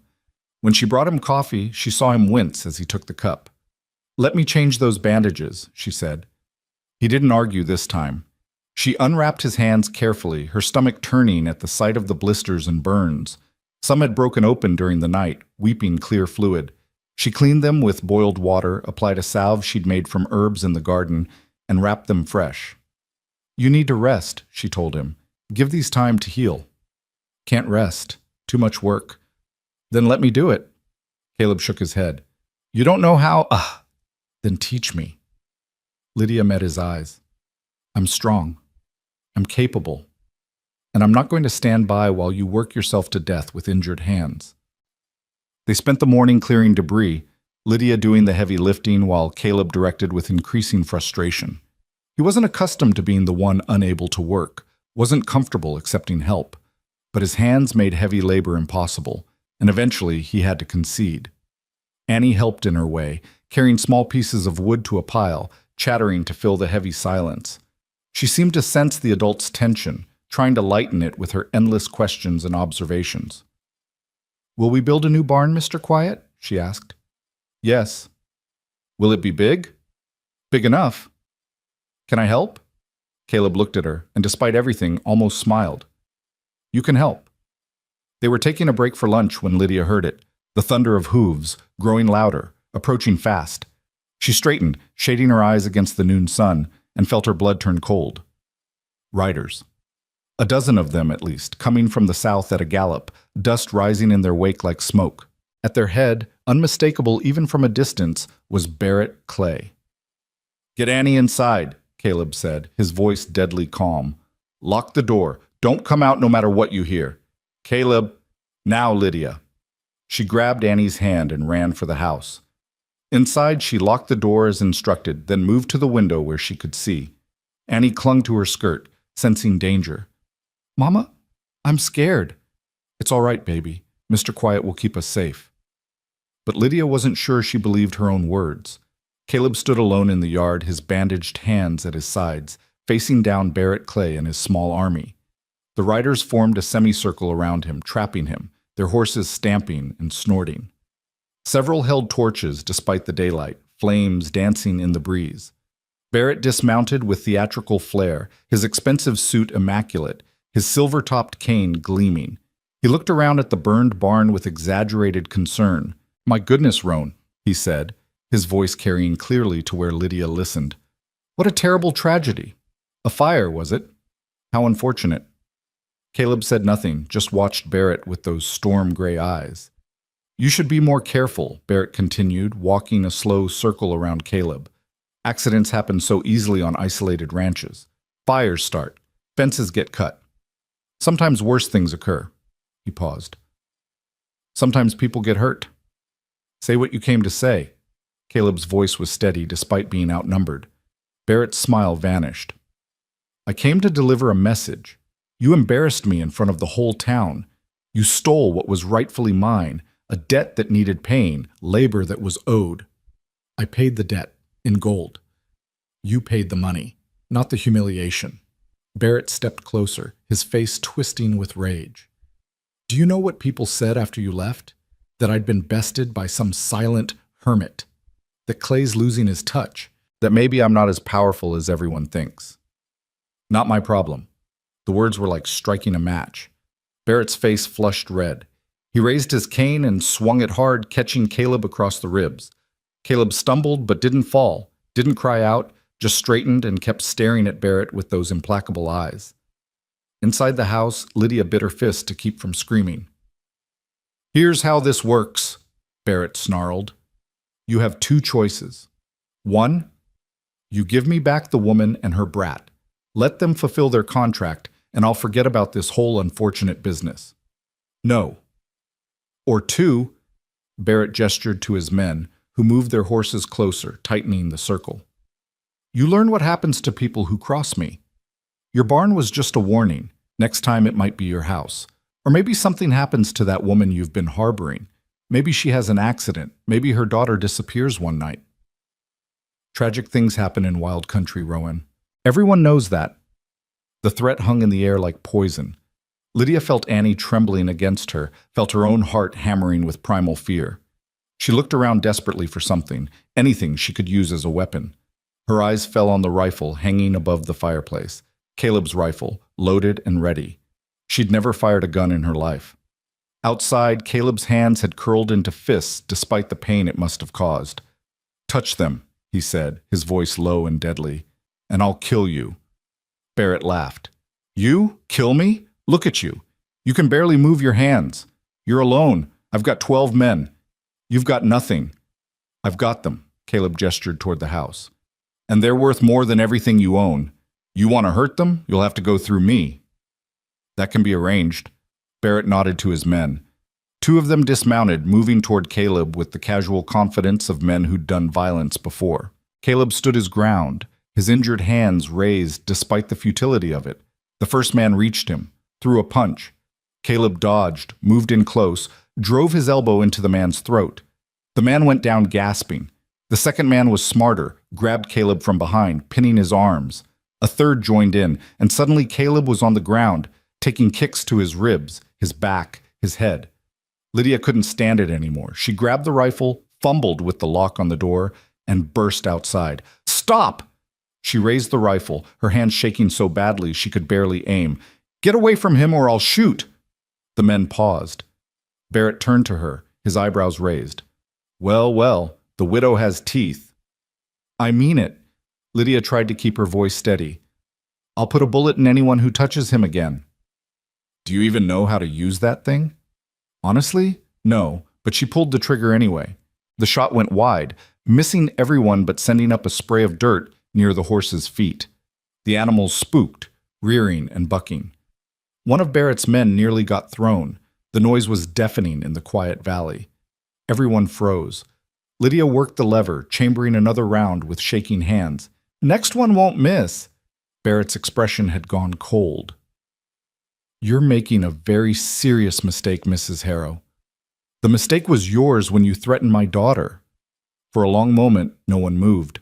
Caleb struggled to his feet, blood running from his nose. His breathing labored. He moved to stand beside Lydia, and she felt his presence like a shield. This isn't over, Barrett said finally. Not by a long shot. You want to protect them, Rowan? Fine. But you can't watch them every second. You can't guard them forever. Sooner or later you'll slip. And when you do, he smiled, cold and terrible. Well, accidents happen, especially to people who don't know their place. He mounted his horse with fluid grace, his men following suit. They wheeled around, preparing to leave. But Barrett paused, looking back. Oh, and Roan? In case you're thinking about running to the sheriff, don't bother. He knows better than to take your word over mine. This is my county, my rules. You're just living in it. They rode off in a cloud of dust, their laughter carrying on the wind. Lydia stood frozen, the rifle still in her hands, her whole body shaking with reaction. Beside her, Caleb swayed, then sat down hard. Are you hurt? She dropped the rifle and knelt beside him. Caleb, talk to me. I'm fine. But he wasn't. She could see him favoring his ribs, see blood on his shirt. You shouldn't have come out. Should have stayed inside where it was safe. Safe? Lydia's voice broke. You were being beaten. I wasn't going to just watch. You could have been hurt. Annie could have... We're a family. The words burst from her before she could stop them. At least, we're something close to it, and families protect each other. You don't get to be the only one who does the protecting. Caleb stared at her, something raw and vulnerable in his expression. You fired a gun for me. I'd do worse than that. She helped him to his feet, supporting his weight. Come on, let's get you inside. You need rest. He didn't argue this time, letting her guide him into the house where Annie waited, her small face streaked with tears. She ran to Caleb, wrapping her arms around his legs. You're bleeding, she cried. Mama, he's bleeding. I know, sweetheart. Help me get him to the sofa. They got him settled, and Lydia set about tending his wounds. More than his hands now, cuts on his face, bruises blooming across his ribs, scrapes and contusions that would hurt for days.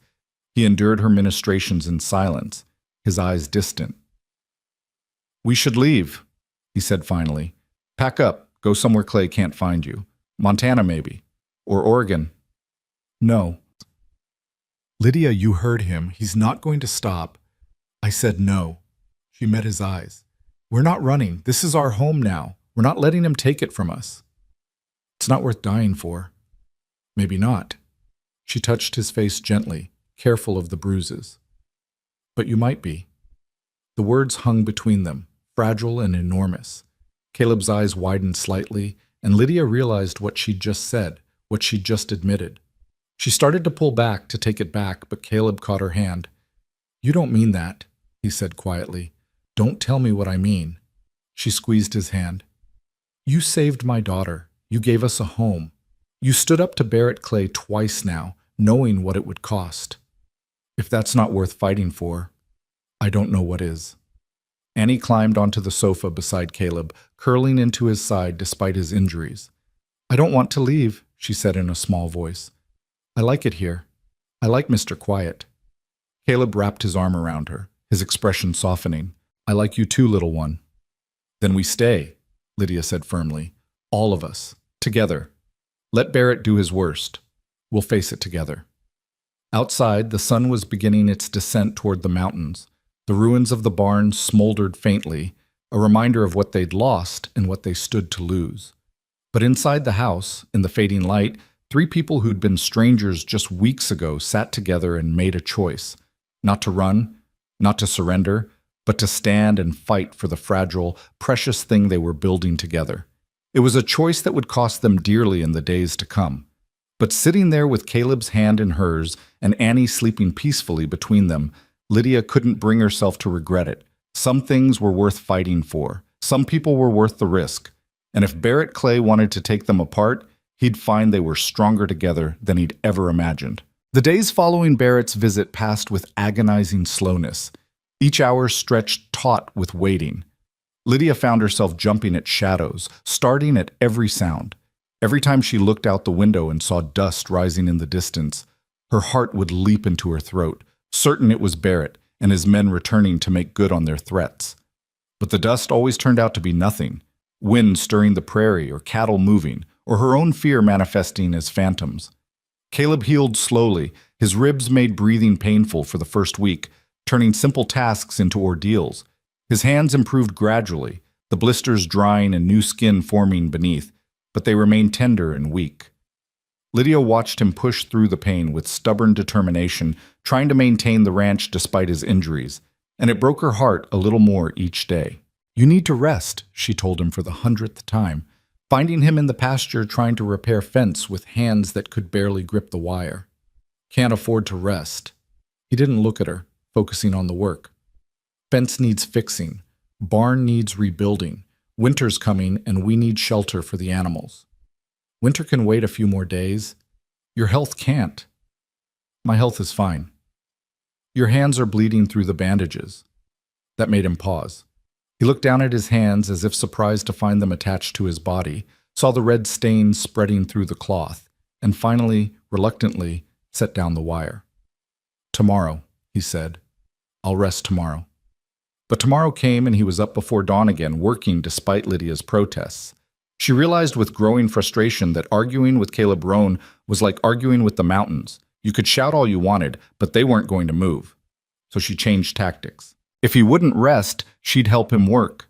She learned to mend fence, her hands soon as cut and bruised as his had been before the fire. She learned to check cattle for illness, to recognize when a cow was in distress, to doctor wounds and administer basic veterinary care. Annie helped too, in her small way, bringing water, holding tools, singing songs to keep their spirits up. 2 weeks after the fire, a wagon appeared on the horizon. Lydia's hand went immediately to the rifle they now kept near the door at all times. But Caleb, squinting into the distance, shook his head. That's not Barrett's men, he said. That's Tom Henderson. Tom Henderson turned out to be a weathered rancher from the neighboring property, a man in his 60s with kind eyes and calloused hands. He pulled up in front of the house and climbed down stiffly, nodding to Caleb. Heard about your barn, he said without preamble. Heard other things, too. Thought you might could use some help. Caleb's jaw tightened. Don't need charity. Good, because I'm not offering any. Tom gestured to his wagon, which Lydia now saw was loaded with timber and supplies. I'm offering neighborly assistance. There's a difference. Tom, now you listen here, Rohn. I've known you 4 years. You're a proud man, and that's admirable. But pride's a luxury when winter's coming and you've got no barn. He paused. Besides, my Sarah's been after me about that widow and child you took in. Says I should make sure you're treating them right, that they're not going without. Lydia stepped forward. Mrs. Henderson sent her regards? Tom tipped his hat to her. She did indeed, ma'am. Also sent preserves and some dress fabric she thought you might could use. Woman's convinced the whole county is going to gossip about Caleb keeping a lady under his roof without proper supervision. He chuckled.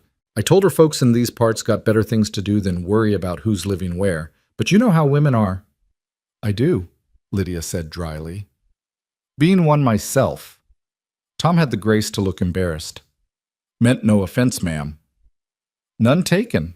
She glanced at Caleb, who looked torn between gratitude and his stubborn independence. We'd be grateful for the help, Mr. Henderson. Very grateful. Over Caleb's half-hearted protests, Tom unloaded his wagon and spent the day helping mark out where the new barn would stand. As they worked, other wagons appeared. The Millers from the south property brought nails and tools. The Johnsons from the east brought food and their 3 grown sons to help with heavy lifting. By noon, a dozen people had gathered, turning the barn raising into an impromptu community event. Lydia moved among them, serving water and coffee, listening to their conversations. She learned that Caleb, despite his isolation, was respected among the neighboring ranchers. He'd helped the Millers during a harsh winter 2 years ago, providing hay when theirs ran out. He'd assisted Tom Henderson in finding stolen cattle. He'd delivered the Johnsons' youngest child when the doctor couldn't arrive in time during a spring blizzard. He never talks about these things, Lydia said to Sarah Henderson, who had arrived with her husband bringing food enough to feed an army. That's Caleb's way, Sarah replied, spreading out dishes on makeshift tables. He does what needs doing without expectation of thanks or recognition. When his wife and daughter died, we thought he'd leave, sell the ranch and go somewhere without memories. But he stayed. Worked himself near to death that first year, but he stayed. She looked at Lydia appraisingly. You're good for him. He's more alive now than he's been in 4 years. I don't know about that. We're just... Lydia paused, unsure how to explain their arrangement. Your family, Sarah said firmly. Maybe not in the traditional sense, but family nonetheless. Anyone with eyes can see how he looks at that child of yours, how he looks at you, and how you look at him. Lydia felt her face heat. It's not like that. Isn't it? Sarah smiled knowingly. Mark my words, dear. It will be. Give it time. By evening, the barn's frame stood skeletal but strong against the darkening sky. The men would return tomorrow to continue the work, they promised. Tom Henderson stayed for supper, regaling Annie with stories about the wild horses he'd broken in his youth, while Caleb listened with that almost smile playing at his lips. After everyone left, Lydia found Caleb standing in the doorway, looking out at the barn frame. "You have good neighbors," she said softly. "I do." His voice was rough with emotion he wouldn't name. Didn't realize how good until today. They care about you. They care about doing what's right. Big difference. Lydia moved to stand beside him. "Is there? Seems to me caring about doing what's right and caring about people often looks the same." He glanced at her, something unreadable in his eyes. "You fit in with them. Sarah and the others. They like you. That surprises you?" "No, just observing." They stood in comfortable silence, watching the stars emerge. Annie was already asleep inside, worn out by the excitement of so many people. The night was cool, promising frost before morning. "Caleb," Lydia said carefully, "if Barrett comes back while all these people are here—" "He won't." Caleb's voice was certain. "He's a coward at heart. He only strikes when his target is vulnerable and alone. With witnesses, with people who'd spread word of what he did, he'll stay away." "And after? When the barn's finished and everyone goes home?" "Then we'll be ready." His hand moved unconsciously to where a gun now rested at his hip, a precaution he'd taken since Barrett's visit. He makes a move. "I'll end it." The coldness in his voice sent a shiver through Lydia.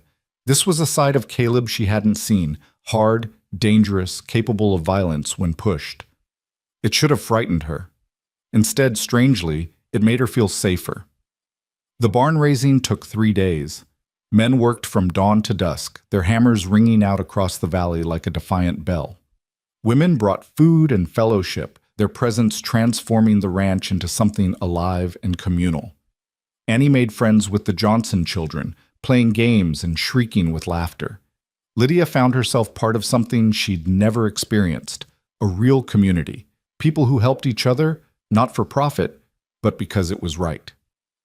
On the evening of the 3rd day, as the last nail was driven and the last board secured, Tom Henderson raised his flask.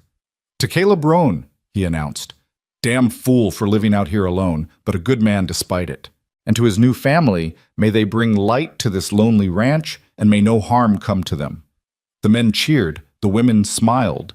Caleb looked uncomfortable with the attention, but nodded his thanks. Lydia felt tears prick her eyes. These people, these near strangers, had just declared their protection over her and Annie, had just made clear that anyone who threatened them would answer to the community. As the wagons rolled away into the dusk, Lydia stood with Caleb and Annie, waving until the last one disappeared. "They'll talk, you know," Caleb said quietly, "about us, about you living here. Let them talk." Lydia was surprised by her own lack of concern. "We know the truth. That's what matters." Annie tugged at Caleb's sleeve. "Mr. Quiet, can I sleep in the new barn tonight? I want to see if it smells different than the old one." "Barns are for animals, not little girls," Lydia said, but she was smiling. "Tomorrow," Caleb told Annie. "Tomorrow you can explore all you want. Tonight you need a real bed." As Lydia tucked Annie in that night, her daughter asked a question that had clearly been building. "Mama, is Mr. Quiet going to be my new papa?" Lydia's breath caught. "Why would you ask that, sweetheart?" "Because Mrs. Henderson said we're a family now, and families have mamas and papas. I have a mama, that's you, but I don't have a papa anymore. Papa Samuel went to heaven." Annie's eyes were serious, thoughtful beyond her years. "Could Mr. Quiet be my papa? I think he'd be good at it." "I don't know, baby."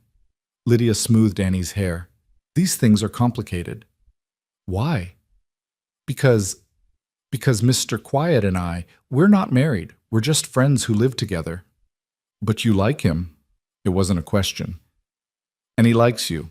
I see how he looks at you when you're not watching, like you're special." "When did you get so observant?" Annie giggled. "I'm very clever. Mrs. Henderson said so." After Annie fell asleep, Lydia found Caleb in the new barn, running his hands over the fresh timber, breathing in the scent of new wood and hay.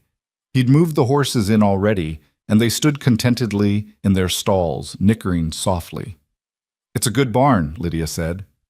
"It'll do." High praise from Caleb. "Annie asked me if you were going to be her new father." The words hung in the air between them. Caleb's hand stilled on the wood.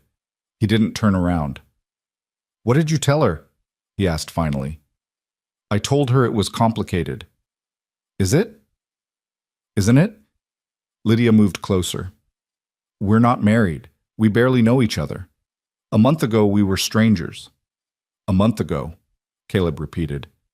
He turned to face her, his expression more open than she'd ever seen it. "Feels longer. Feels like you've been here always." "That's just because we've been through so much together." "Maybe." He took a step toward her. "Or maybe it's because some people fit together right from the start. Some people just belong." Lydia's heart hammered. "Caleb, I'm not good with words, you know that, but I need to say this." He took a breath. "When I saw Clay's men hurting you that first day, something in me woke up. Something that had been sleeping since Sarah and Emma died. At first I thought it was just about doing the right thing, being a decent human being, but it's more than that now." "What is it?" Lydia whispered. "It's you. It's Annie. It's this." He gestured around them, encompassing the barn, the ranch, the life they'd been building. "I was just existing before, going through motions. Now I'm living again, and I don't want to go back to existing." Lydia felt tears slide down her cheeks. "I'm scared." "So am I." "What if Barrett comes back? What if he hurts Annie? What if—" Caleb closed the distance between them and took her hands gently. "Then we'll face it together. All of us. That's what families do." "Is that what we are? A family?" "If you want to be." His gray eyes searched hers. "I know I'm not much. I'm quiet, and I'm broken, and I live in the middle of nowhere. I can't offer you fancy things or an easy life, but I can offer you protection, safety, a home, and something else, if you'll have it." "What?" "Love." The word seemed to cost him, but he said it anyway. "I love you, Lydia. I love Annie. Didn't plan to, didn't expect it. But there it is." Lydia couldn't speak past the lump in her throat. She'd been proposed to before. Samuel had courted her properly, with flowers and poetry and promises. But this raw, honest declaration from a man who hoarded words like gold meant more than all of Samuel's eloquence ever had. "I love you too," she managed. "God help me, but I do." Caleb smiled then, a real smile, full and genuine, transforming his entire face. He pulled her close, and she went willingly, resting her head against his chest, hearing his heart beat strong and steady beneath her ear. They stood like that for a long moment, just holding each other in the new barn with the horses as witnesses. Then Caleb tipped her face up and kissed her, soft and sweet and full of promise. It was Annie's scream that shattered the moment. They broke apart and ran for the house, Caleb's hand going to his gun. The front door stood open, swinging in the wind. Inside, Annie stood in the middle of the main room, pointing at the table with a shaking finger. "Mama, Mama, look!" On the table lay a doll, not Annie's cornhusk doll, but a porcelain doll in an expensive dress, beautiful and terrible at once, because around the doll's neck was a rope, tied in a noose, and pinned to its chest was a note. Caleb snatched up the note, his face going pale as he read. Then he handed it to Lydia. The message was simple, written in elegant script. "Pretty things break so easily. Next time it won't be a doll. Leave now or watch her die. You have 3 days." Lydia's hand shook so badly the paper rattled. She looked at Annie, who was crying now, terrified without understanding why. Looked at Caleb, who had gone absolutely still, the way predators do before they strike. "He was here," Lydia whispered. "He was in our house while we were in the barn. He could have taken her, could have... But he didn't." Caleb's voice was ice. "He's still playing games, still trying to scare us into running." "It's working." Lydia pulled Annie close. "Caleb, we can't fight this. He'll kill her. He'll kill all of us." "No." Caleb's hands clenched into fists. "No more running. No more cowering. This ends now." What are you going to do?" He didn't answer, just strode to the gun cabinet and began pulling out weapons, rifles, a shotgun, boxes of ammunition. He loaded each one with methodical precision, his face set in grim lines. "You're going after him," Lydia realized. "You're going to Dustridge." "I'm going to end this, one way or another." "They'll kill you. Caleb, please, there has to be another way." "There isn't." He checked the loads one final time, then looked at her. "I won't let him hurt you, won't let him take Annie. If that means riding into Dustridge and facing him down, so be it." "Then I'm coming with you." "Absolutely not. You stay here with Annie where it's safe." "Safe?" Lydia gestured at the doll on the table. "He was just here, walked right into our house. Nowhere is safe." They stared at each other, both terrified and furious and determined. Finally, Caleb spoke. "Take Annie to the Hendersons. Stay there until I come back." "And if you don't come back?" "Then Tom will make sure you get somewhere far from here, somewhere Clay can't reach you." He touched her face gently. "I need to know you're safe. Please, Lydia, give me that much." She wanted to argue, wanted to insist, but she saw the resolve in his eyes and knew it was pointless. So instead she nodded, tears streaming down her face. "You come back to us," she said fiercely. "You hear me, Caleb Roan? You come back." "I'll try." "No, not try. Promise me. Promise you'll come back." He pulled her close one more time, memorizing the feel of her in his arms. "I promise." They packed quickly, Lydia throwing clothes and necessities into a bag while Caleb saddled 2 horses. Annie clung to her doll, confused and frightened by the adult's urgency. Within an hour, they were ready to leave. Caleb lifted Annie onto her horse, then helped Lydia mount. The little girl looked at him with solemn eyes. "You're going to fight the bad man, aren't you, Mr. Quiet?" "I am." "Are you scared?" Caleb considered the question seriously. "Yes." "Mama says being brave means doing scary things anyway." "Your mama's right." He handed Annie her reins. "You take care of her for me, all right? Keep her safe." Annie nodded, suddenly looking older than her 4 years. "I will. And you come back safe. Because you're my papa now, even if you and Mama haven't said the words yet, and papas don't leave." Caleb's eyes misted. He pressed a kiss to Annie's forehead, then to Lydia's hand. "I love you both," he said. "Remember that. Whatever happens, remember that." Then he slapped the horse's flank and sent them galloping toward the Henderson ranch, watching until they disappeared over the ridge. Only then did he turn back to the house, to the threatening doll and its rope noose, and let the rage he'd been controlling finally surface. Barrett Clay wanted a fight. He'd get one. Caleb rode out at midnight, under a moonless sky that hid him like a blessing. He knew the way to Dustridge by heart, could ride it blind if needed. The darkness suited his purpose. He was done being the quiet, peaceful rancher, done turning the other cheek. Barrett had threatened his family, and that was a line no man crossed without consequences. The town was quiet when he arrived, most citizens long asleep, but lights burned in the saloon, and that's where Caleb headed. He tied his horse outside, checked his weapons one final time, and pushed through the doors. The noise died instantly. Every head turned. Men who'd been laughing seconds before fell silent, staring at the grim figure in the doorway. Caleb's eyes swept the room and found his target. Barrett Clay sat at a corner table, playing cards with 3 other men. He looked up at Caleb's entrance and smiled, the smile of a predator who's been waiting for prey to walk into his trap. "Well, well," Barrett drawled, "the hermit emerges, and here I thought you'd take my advice and run." Caleb walked forward, his boots loud in the silence. He stopped 6 feet from Barrett's table, his hand resting casually near his gun. "You threatened my family," he said. Each word was sharp, precise. "You left a doll with a noose in my house. You terrorized a 4-year-old child." Barrett spread his hands innocently. "I'm sure I don't know what you're talking about." "Yes, you do." Caleb's eyes swept the room, addressing everyone present. "Everyone in this room knows what you do, how you prey on the desperate, how you use money and threats to control people, how you burn barns and cut fences and terrorize anyone who stands up to you." "Careful, Rowan." Barrett's smile had vanished. "That sounds an awful lot like slander." "It's truth." Caleb's voice rose, carrying to every corner of the saloon. And I'm done pretending otherwise.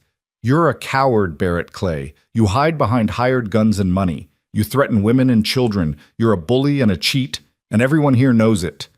Barrett stood slowly, his face flushed with rage. You want to call me out? Is that what this is? You, alone, against me and my men? Not alone, a voice said from the doorway. Caleb turned to see Tom Henderson entering, rifle in hand. Behind him came the Millers, the Johnsons, and half a dozen other ranchers, every man who'd helped build his barn, plus several more. We heard there might be trouble, Tom said calmly, moving to stand beside Caleb. Figured we'd come make sure things stayed fair. Barrett's eyes darted from face to face, calculating odds. His hired guns shifted uncomfortably, suddenly faced with a dozen armed men instead of one. This is none of your concern, Henderson, Barrett snapped. That's where you're wrong. Tom's voice was hard. Caleb's our neighbor. That makes his concerns our concerns. And we're real interested in hearing more about these threats against women and children. Real interested indeed. The room's energy had shifted.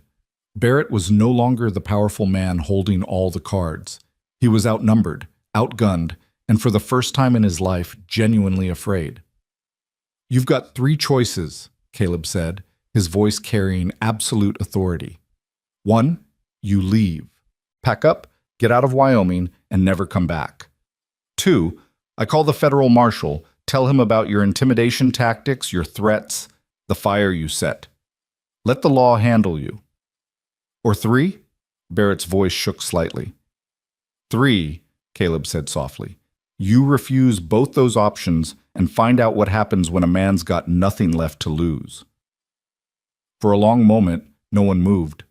The saloon held its breath, waiting to see which path Barrett would choose. Then slowly, the wealthy trader reached for his coat. This isn't over, he said, but his voice lacked conviction. Yes, Caleb replied. It is.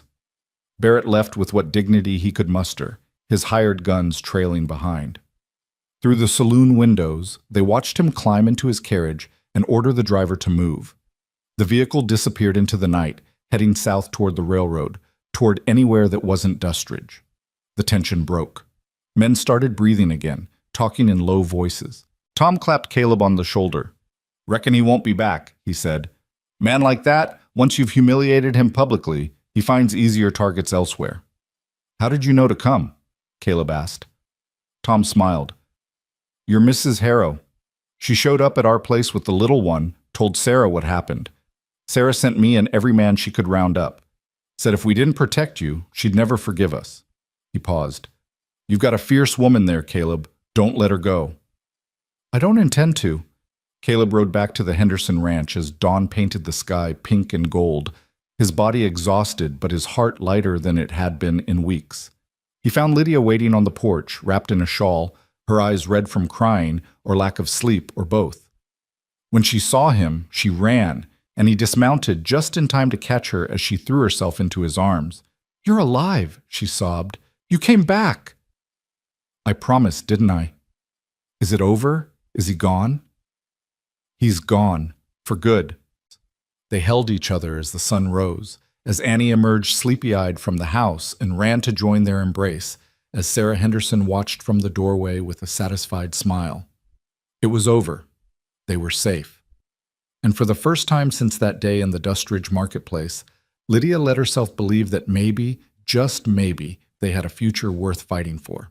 They stayed at the Henderson ranch for 2 more days, while Tom sent riders to confirm that Barrett Clay had indeed left Wyoming, his carriage spotted heading east toward the railroad station in Cheyenne. Word came back that he'd boarded a train bound for San Francisco, his hired guns scattered to the winds, his business interests in Dustridge already being picked apart by creditors he'd bullied for too long. The man who had seemed so powerful, so untouchable, had vanished like smoke once his bluff was called. Good riddance, Sarah Henderson declared, setting a plate of eggs in front of Caleb. Man like that, thinking he can terrorize decent people, should have been run out of town years ago. Lydia sat beside Caleb at the Hendersons' kitchen table, Annie in her lap, and felt the weight of fear finally beginning to lift. For weeks she'd been braced for disaster, waiting for the other shoe to drop, unable to trust that anything good could last. But watching Caleb eat breakfast in the morning sunlight, his wounds healing, his eyes peaceful, she let herself believe that maybe the worst was truly behind them. "We should go home," she said softly. Caleb looked at her, and something warm flickered in his gray eyes. "Home," he repeated, as if testing the word. "Yes, we should." Annie perked up immediately. "Can I ride with Mr. Quiet again?"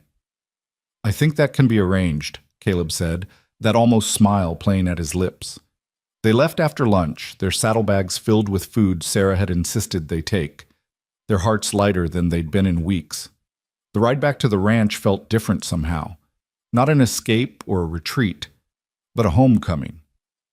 The valley opened before them like a promise, the new barn standing proud against the autumn sky, smoke rising from the chimney where Caleb had banked the fire before leaving.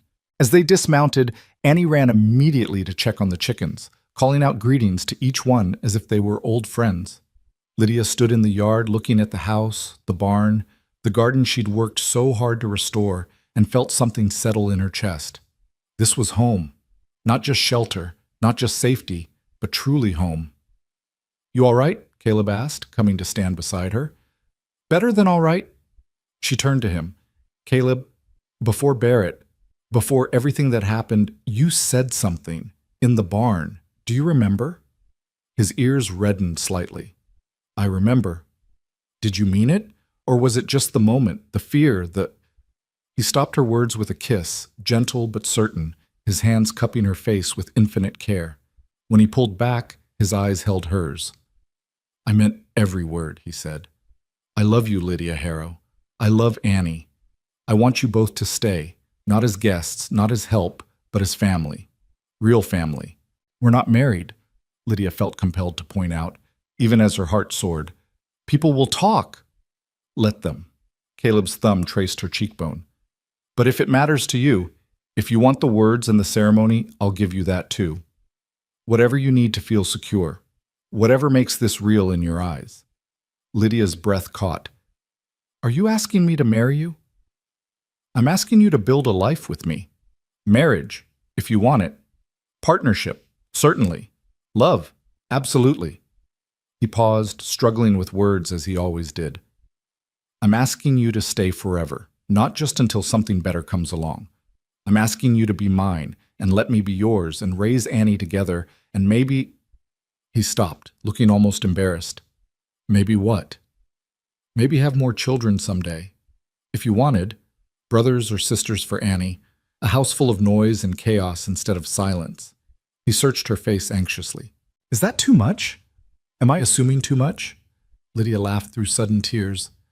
"It's not too much. It's everything. It's perfect." She rose on her toes and kissed him, pouring all her hope and joy and yes into it. When she pulled back, she was smiling. "Yes, Caleb. Yes to all of it. Marriage and partnership and family and noise and chaos and everything." His smile transformed his entire face, making him look younger, lighter, almost boyish. He picked her up and spun her around, and she laughed, really laughed, deep and free, the way she hadn't since before Samuel died. Annie came running at the sound, demanding to know what was so funny, and Caleb scooped her up too, holding both his girls close. "We're getting married," Lydia told her daughter. "Mr. Quiet is going to be your papa for real." Annie's eyes went wide. "Really? Really and truly?" "Really and truly," Caleb confirmed. Annie threw her arms around his neck with such enthusiasm she nearly knocked his hat off. "I knew it! I told Mama you'd be a good papa. Can I be in the wedding? Can I wear a pretty dress? Can we have cake?" "Yes to all of it," Caleb said, his voice suspiciously thick. That night, after Annie was asleep, Caleb and Lydia sat by the fire, as had become their habit. But tonight felt different, charged with possibility and promise.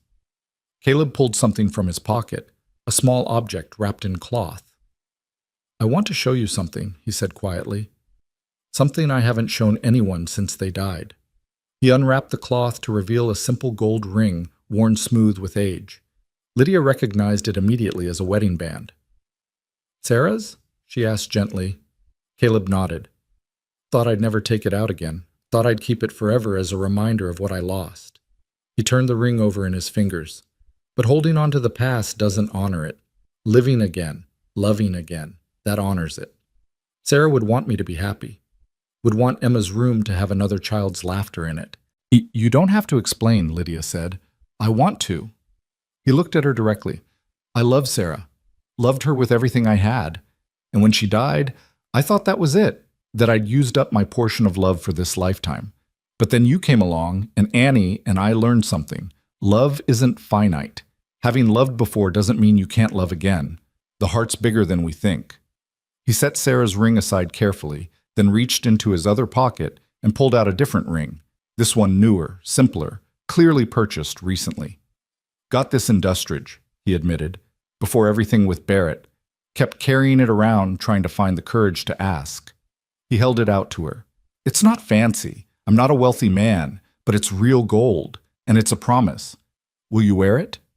Lydia's hands trembled as she held out her left hand. Caleb slipped the ring onto her finger, a perfect fit, as if it had been made for her. She stared at it, this simple circle of gold that meant everything, that transformed her from widow to bride, from homeless to beloved. When? She asked. When should we marry? Whenever you want. Tomorrow, if you'd like. Or spring, if you want time to prepare. Lydia thought about it, about fancy weddings and long engagements and all the traditional trappings. Then she thought about how precarious life was, how quickly everything could change, how Barrett's threats had reminded her that tomorrow was never guaranteed. Soon, she decided, not tomorrow. Annie deserves time to be excited about it, to have her pretty dress. But soon, before winter sets in, before anything else can go wrong. Nothing's going to go wrong, Caleb said with quiet certainty. We've had our trials, paid our dues. Now we get to have our happiness. They set the date for 3 weeks away, enough time to make preparations, but not so long that the waiting would drive them mad. Sarah Henderson took charge of the arrangements with the enthusiasm of a general planning a campaign, declaring that even a small wedding needed proper organization. You'll marry at the ranch, she announced, brooking no argument, under that big cottonwood by the creek. It's beautiful this time of year, and it's your land, your home. That's where you should start your new life together. Lydia let herself be swept up in the preparations, grateful for Sarah's friendship and expertise. Together they sewed a dress for Annie, pale blue cotton with white trim, simple but lovely. For herself, Lydia chose one of Sarah's dresses from the trunk, a soft cream-colored gown that Sarah had worn for her own wedding 30 years prior. Something borrowed, something blue, Sarah said, pinning the hem. That's 2 of the traditions right there. I don't have anything old or new, Lydia pointed out. The ring's new. And as for old, Sarah disappeared into her bedroom and returned with a delicate lace handkerchief. This belonged to my grandmother. It survived 3 weddings in my family, and I'd be honored if it survived a 4th. Lydia took the handkerchief with reverent hands, overwhelmed by the generosity of these people who had welcomed her so completely. Sarah, you've done so much. Hush now. That's what neighbors do. That's what friends do. Sarah squeezed her hand. Besides, seeing Caleb happy again, that's payment enough. That man was withering away out here alone. You've brought him back to life. The weeks passed in a flurry of activity. Caleb threw himself into making the ranch perfect, repairing anything that needed fixing, painting the porch, building new furniture for the bedroom that would soon be theirs to share. Annie helped everyone with equal enthusiasm, her excitement infectious. Only 5 more days, she'd announce each morning as if they might have forgotten. Only 4 more days. Only 3 more days. The night before the wedding, Lydia couldn't sleep. She stood at the window of the bedroom she'd been using, looking out at the moonlit valley, and felt the weight of the moment. Tomorrow she would marry Caleb Rowan. Tomorrow she would become someone's wife again, would take on all the vulnerability and risk that came with loving someone that much. A soft knock at her door made her turn. Come in. Caleb entered, looking uncertain.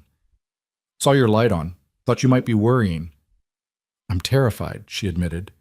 He moved to stand beside her at the window. Of marrying me? Of losing you. The words burst out. Caleb, what if something happens? What if we get this happiness and then it's taken away? I lost Samuel. You lost Sarah and Emma. We both know how quickly everything can fall apart. We do, he agreed. And that's exactly why we should grab this happiness while we can. Life's uncertain, Lydia. Always has been, always will be. But hiding from love because you're afraid of loss, that's not living. That's just a slower kind of dying. She leaned against him, drawing strength from his solid presence. When did you get so wise? I'm not wise. I'm just a man who wasted 4 years being afraid. Don't want to waste any more. They stood together in the moonlight, not speaking, just being. After a while, Caleb pressed a kiss to her temple and turned to leave, respecting the tradition that they shouldn't see each other before the ceremony. Caleb? She called softly. He paused at the door. I love you. Whatever happens, whatever tomorrow brings, I love you. I love you too, he smiled. Now get some sleep. Tomorrow's a big day. Tomorrow came with perfect weather, crisp autumn air, brilliant sunshine, leaves turning golden red on the cottonwood tree. Neighbors began arriving at noon, wagons full of families dressed in their Sunday best, bringing food and gifts and good wishes. Someone had strung bunting from the barn. Someone else had scattered wildflowers along the path to the creek. Lydia dressed in the borrowed cream gown, her hands shaking so badly that Sarah had to help with the buttons. Annie danced around in her new blue dress, a crown of fall flowers in her hair, chattering excitedly about everything and nothing. You look like a princess, Mama, she declared. You look like one too, sweetheart. Sarah stepped back to survey her handiwork. Beautiful, absolutely beautiful. Caleb's going to forget how to breathe when he sees you. They walked down to the creek together, Sarah on one side, Annie on the other, holding Lydia's hands. The gathered neighbors formed a semicircle under the cottonwood tree, and there at the center stood Caleb, wearing what Lydia suspected was his only suit, a simple dark jacket and pants that made him look formal and uncomfortable and heartbreakingly handsome all at once. Tom Henderson stood beside him as witness, and when Caleb saw Lydia approaching, his expression transformed. Sarah was right. He looked like someone had stolen his breath, his eyes wide and soft and full of wonder. The minister from Dustridge, a kind man named Reverend Matthews, who had thankfully not been in Barrett Clay's pocket, smiled at them both. Dearly beloved, he began, and Lydia felt tears already threatening. She'd been through this once before, with Samuel, but this felt different. Then she'd been young and naive, believing love conquered all. Now she was older, scarred by loss and hardship, and she knew better. Love didn't conquer all, but it was still worth fighting for. The ceremony was simple, traditional.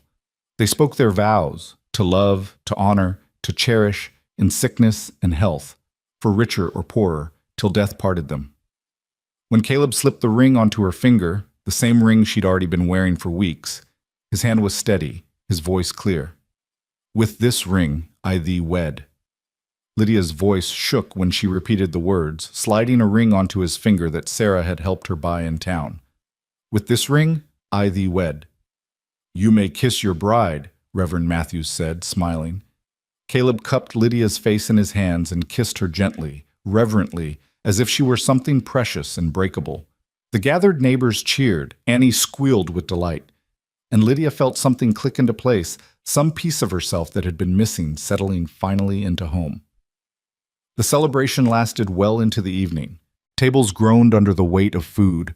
Roasted meats and fresh bread, pies and cakes, preserves and pickles, and every good thing the community could provide. Someone produced a fiddle and began playing, and soon couples were dancing in the grass, laughing and spinning under the autumn sky. Caleb, who claimed he couldn't dance, held Lydia close and swayed gently to the music, paying no attention to rhythm or steps, just moving with her in his arms. Happy? He murmured against her ear. Deliriously. Good. He pulled back to look at her. I'm going to spend the rest of my life making sure you stay that way. That's a tall order. I'm up for the challenge. Annie danced with the Henderson children, her laughter ringing out clear and joyful. Watching her, Lydia felt her throat tighten with emotion. This was what she'd fought for through 3 years of poverty and desperation. This moment right here, her daughter safe and happy and loved, surrounded by community, with a future full of possibility instead of fear. As the sun set and the stars emerged, neighbors began packing up to leave, offering final congratulations and blessings. Tom Henderson shook Caleb's hand firmly. "You done good, son," he said. "Real good. Couldn't have done it without all of you. That's what community's for. Remember that when someone else needs help down the line." "I will." Finally, it was just the three of them, Caleb, Lydia, and Annie, standing in the yard of their ranch, their home, watching the last wagon disappear over the ridge. "I'm sleepy," Annie announced, yawning hugely. "Bed for you, little one," Lydia said, starting to lead her inside. Can Papa tuck me in?" Annie looked up at Caleb hopefully. "Now that you're really my papa, you should do papa things." Caleb's eyes misted. "I'd like that very much." They went inside together, and Lydia watched from the doorway as Caleb tucked Annie into bed with gentle hands, smoothing her hair back from her forehead. "Papa?" Annie said sleepily. "Yes?" "I'm glad you saved us. I'm glad we came here. I'm glad you're not quiet anymore." "I'm still pretty quiet." "But you talk to us. That's what matters." She yawned again. "Will you tell me about Emma?" The question hung in the air. Lydia tensed, ready to intervene, but Caleb surprised her. "She was about your age," he said softly.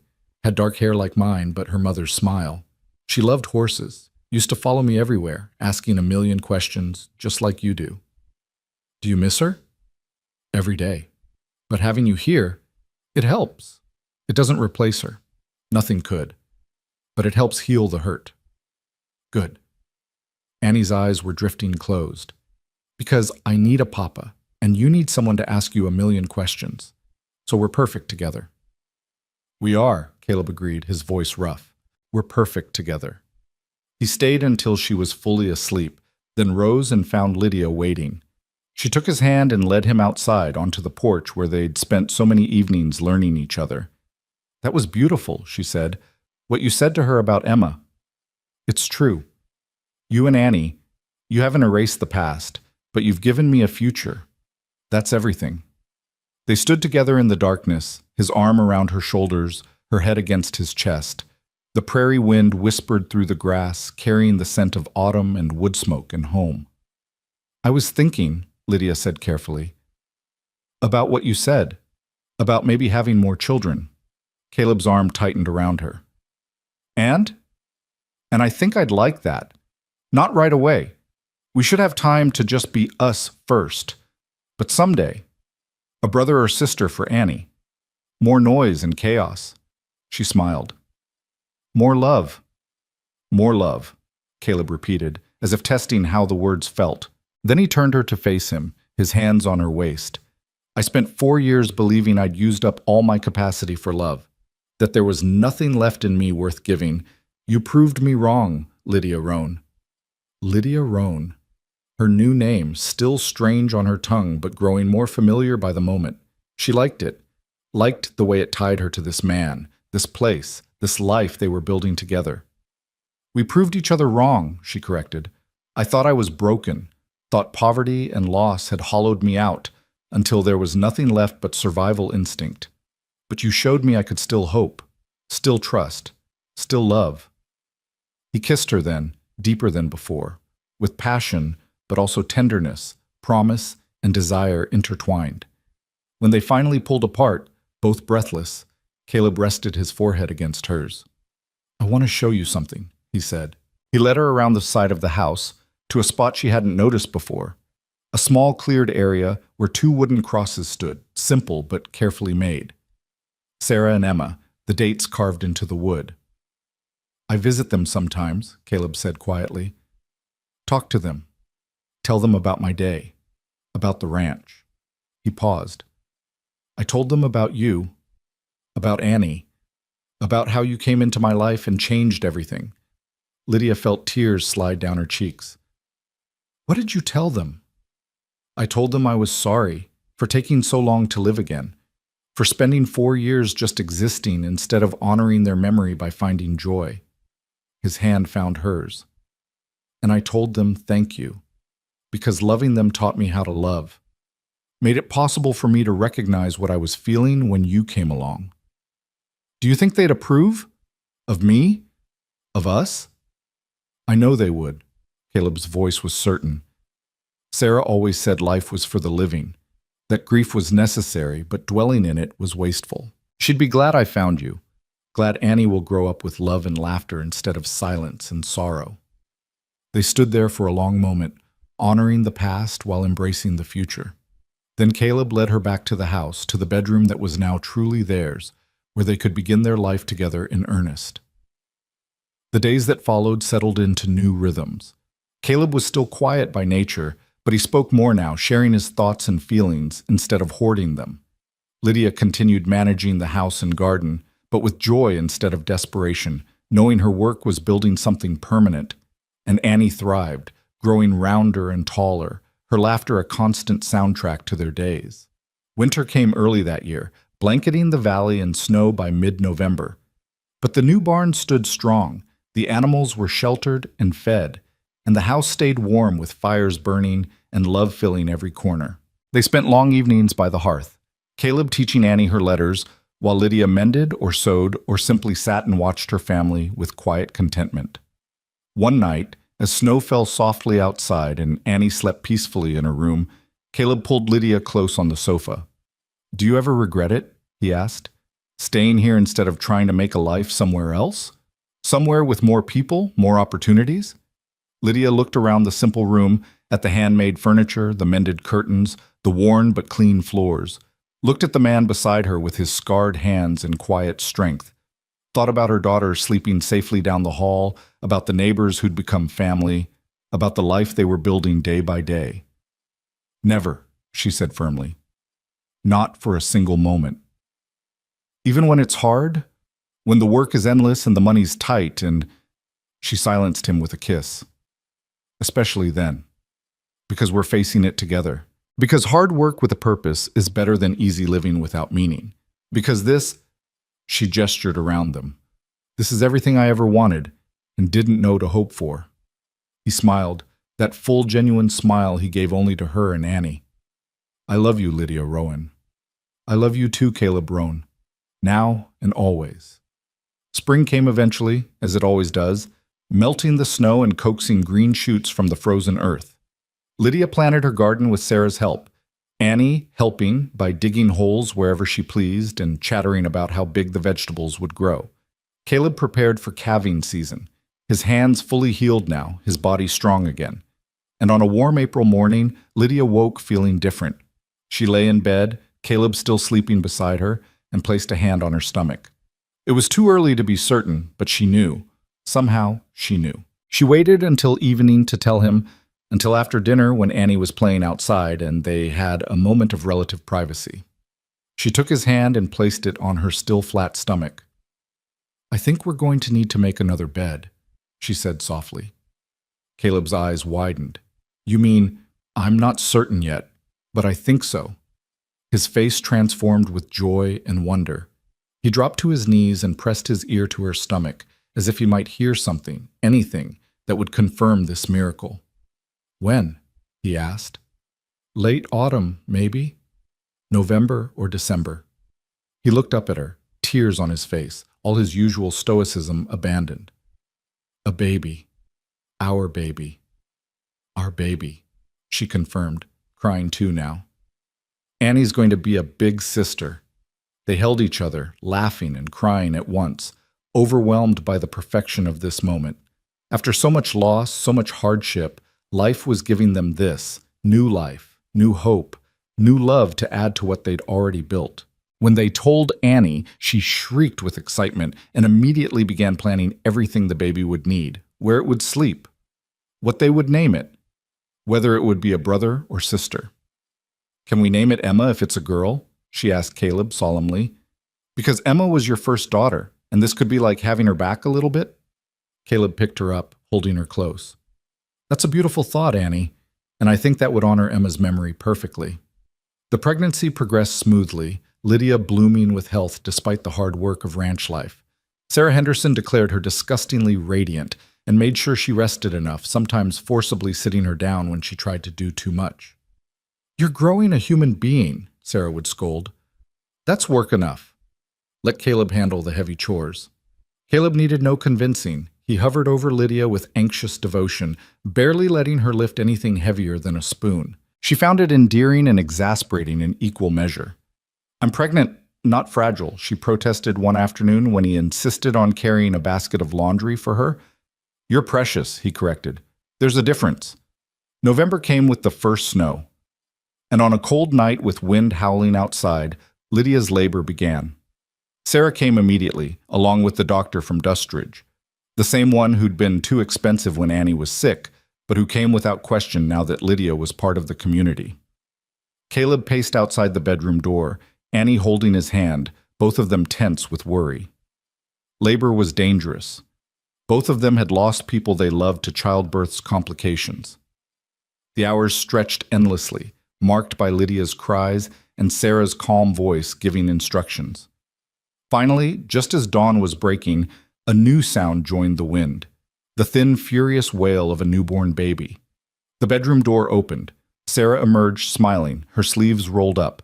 "You have a son," she announced, "healthy, loud, and already demanding attention, just like his papa." Caleb's knees almost gave out. "Lydia?" "Tired but well. She wants to see you."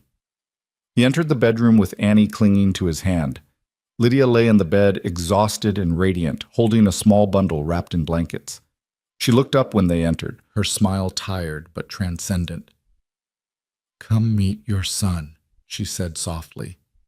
Caleb approached like a man walking on sacred ground. He looked down at the baby, red-faced and wrinkled and beautiful, and felt his heart expand in ways he hadn't known were possible. This was his son, his and Lydia's. Living proof that life continued, that love endured, that second chances were real. "He's perfect," Caleb whispered, touching one tiny fist with a gentle finger. "He is," Lydia agreed. "Annie, come see your brother." Annie climbed carefully onto the bed, her eyes huge. "He's so small." "Was I that small?" "Even smaller," Lydia said. Lydia. "But you grew, and so will he." "What should we name him?" Annie asked. Caleb and Lydia exchanged glances. They'd discussed this, made their decision weeks ago, but saying it aloud felt momentous. "Samuel," Lydia said, "after my first husband, who gave me Annie and taught me what love was." "And Thomas," Caleb added, "after Tom Henderson, who helped us when we needed it most." "Samuel Thomas Roan," Annie tried out the name. "That's a big name for such a little person." "He'll grow into it," Caleb said, unable to take his eyes off his son. They sat together on the bed, Caleb, Lydia, Annie, and the newest member of their family, as the sun rose over the Wyoming Valley, painting everything gold. Outside, the ranch waited for them, work to be done, and animals to tend, and a life to live. But for this moment, they simply were. Simply existed in this perfect bubble of love and safety and family. The years that followed were good ones. Hard, certainly. Ranch life was never easy, but good. Samuel grew from a squalling infant into a sturdy toddler who followed his father everywhere, mimicking Caleb's walk, his gestures, his quiet way of moving through the world. Annie blossomed into a capable young girl who helped with her brother and the ranch work both, her early childhood trauma fading into memory as present happiness displaced past pain. 2 years after Samuel's birth, another child arrived, a daughter they named Emma Rose, honoring both Caleb's lost daughter and the beauty that could bloom even in harsh soil. And 2 years after that, another son, who they named Daniel, simply because they liked how it sounded when called across the prairie. The ranch prospered under their combined efforts. Caleb's herd grew. Lydia's garden produced abundantly. They added rooms to the house as the family expanded, built a second barn, dug a deeper well. What had been one lonely man's subsistence became a thriving family ranch. Annie grew into a young woman, strong and capable, who could rope a calf as well as any of the ranch hands Caleb eventually had to hire as the operation grew. She'd inherited her mother's fierce loyalty and her father's quiet strength, blended into something uniquely her own. "I'm never leaving," she declared one evening when she was 15, watching her younger siblings play in the yard. "This is home. These are my people. Why would I go anywhere else?" Lydia, gray beginning to thread through her hair but her eyes still bright, smiled at her daughter. "You say that now, but you might feel differently when you're older, When some young man comes calling, then he'll have to move here, Annie said firmly. Because I meant what I said. I'm never leaving. And she didn't. When she married at 19, it was to a rancher's son from the next valley, and they built their house on Roan land, becoming part of the family operation. When Samuel was old enough, he joined his father working the cattle. Emma Rose took after her mother, managing the household and garden with efficient grace. And Daniel, the baby, surprised everyone by being the one with a head for figures, managing the ranch's books and accounts. On a warm summer evening, 30 years after that day in the Dustridge marketplace, when Lydia's life had almost ended, she sat on the porch with Caleb and watched the sun set over their valley. Grandchildren played in the yard. Annie's children, grown now and returned with children of their own. The sound of laughter and life filled the air. "Do you remember," Lydia said softly, "that first night I stayed here? When you slept in the barn because you didn't want me to be uncomfortable?" Caleb, his hair fully gray now, but his eyes still that same stormy color, smiled. "I remember. I also remember you threatening to shoot Barrett Clay despite never having fired a gun before. But I remember you wearing Annie's flower crown through dinner. I remember falling in love with you while watching you tend the garden, not even knowing yet that's what was happening." Lydia reached for his hand, found it immediately, their fingers intertwining with the ease of decades of practice. "We've had a good life, haven't we?" "The best life," Caleb said. "Better than I ever thought possible." "Do you still talk to them?" Lydia asked gently. "To Sarah and Emma?" "Sometimes. Not as much as I used to." He looked at her. "I tell them they were right, that life goes on, that love doesn't end, it just transforms, that I kept their memory alive by living fully instead of dying slowly." One of the grandchildren, Sarah's boy, named Caleb after his grandfather, ran up to the porch. "Grandpa, Daddy says there's a mare about to foal. Can we go watch?" Caleb stood with a slight groan. His knees weren't what they used to be, and offered his hand to the boy. "Let's go see." Lydia watched them walk toward the barn, the old man and the young boy, and felt her heart swell with gratitude. Life had given her everything: love, family, purpose, home. She'd gone from a widow on her knees in the dirt, begging a cruel man not to take her child, to this, matriarch of a thriving family, grandmother to a new generation, partner to a man who'd shown her that silence could speak volumes and that love could bloom even in the harshest soil. That night, after the children had gone home and the house was quiet, Caleb found something while sorting through old papers. He held it up, showing Lydia, a faded red ribbon, carefully preserved. "What's that?" she asked. "The ribbon Annie was wearing the first day I saw you," he said. "I kept it, carried it in my pocket for weeks, not even knowing why, just knowing it was important." Lydia took the ribbon, feeling its fragile age, and understood. This small scrap of fabric had been the beginning, the moment when Caleb's heart, frozen for so long, began to thaw. The moment when their paths, so different, had started converging toward this life they'd built together. "Keep it," she said, handing it back, "as a reminder of where we started." "Don't need reminding," Caleb said, pulling her close. "I remember every moment, every choice that led us here, every fear we conquered, every joy we found." "No regrets?" Lydia asked, though she knew the answer. "Only one," Caleb said, his eyes twinkling. "I should have spoken up sooner. Should have told you I loved you weeks before I finally managed to say the words." "You showed me every day," Lydia corrected. "Through every kindness, every protection, every moment you chose us over your own comfort. I knew long before you said it." They stood together in the lamplight, two people who'd survived loss and found each other, who'd built something beautiful from shared trauma and stubborn hope. Outside, the Wyoming wind whispered through the grass the way it always had, the way it always would. But inside in the house they'd filled with love and children and life, two hearts beat in rhythm, still finding joy in each other after all these years. This was the promise they'd made each other that day under the cottonwood tree, and every day since, to choose love over fear, presence over absence, building over breaking, to create a home not just of timber and stone, but of shared moments and gentle touches and words spoken and unspoken. They'd kept that promise. And in keeping it, They discovered something most people spend their whole lives seeking, that home isn't a place, it's the people you love and who love you back. That family isn't just blood, it's choosing each other every day, over and over again. That happiness isn't the absence of hardship, but the presence of love strong enough to weather any storm. As they climbed into bed that night, Caleb pulled Lydia close, her head resting on his shoulder the way it had for 30 years. "Thank you," he whispered into her hair. "For what?" "For being brave enough to stay, for choosing me, for building this life with me." "Thank you for stepping forward," Lydia replied, "for being the one person in that marketplace who couldn't walk away, for saving us." "We saved each other," Caleb corrected. "That's what love does." And there, in the darkness, in the house full of sleeping family, in the valley they'd made home, two people who'd been saved by each other's courage drifted into sleep, wrapped in each other's arms, content in the knowledge that they'd found what everyone seeks, but few ever find: a love that endures, a home that shelters, and a life well lived. The end.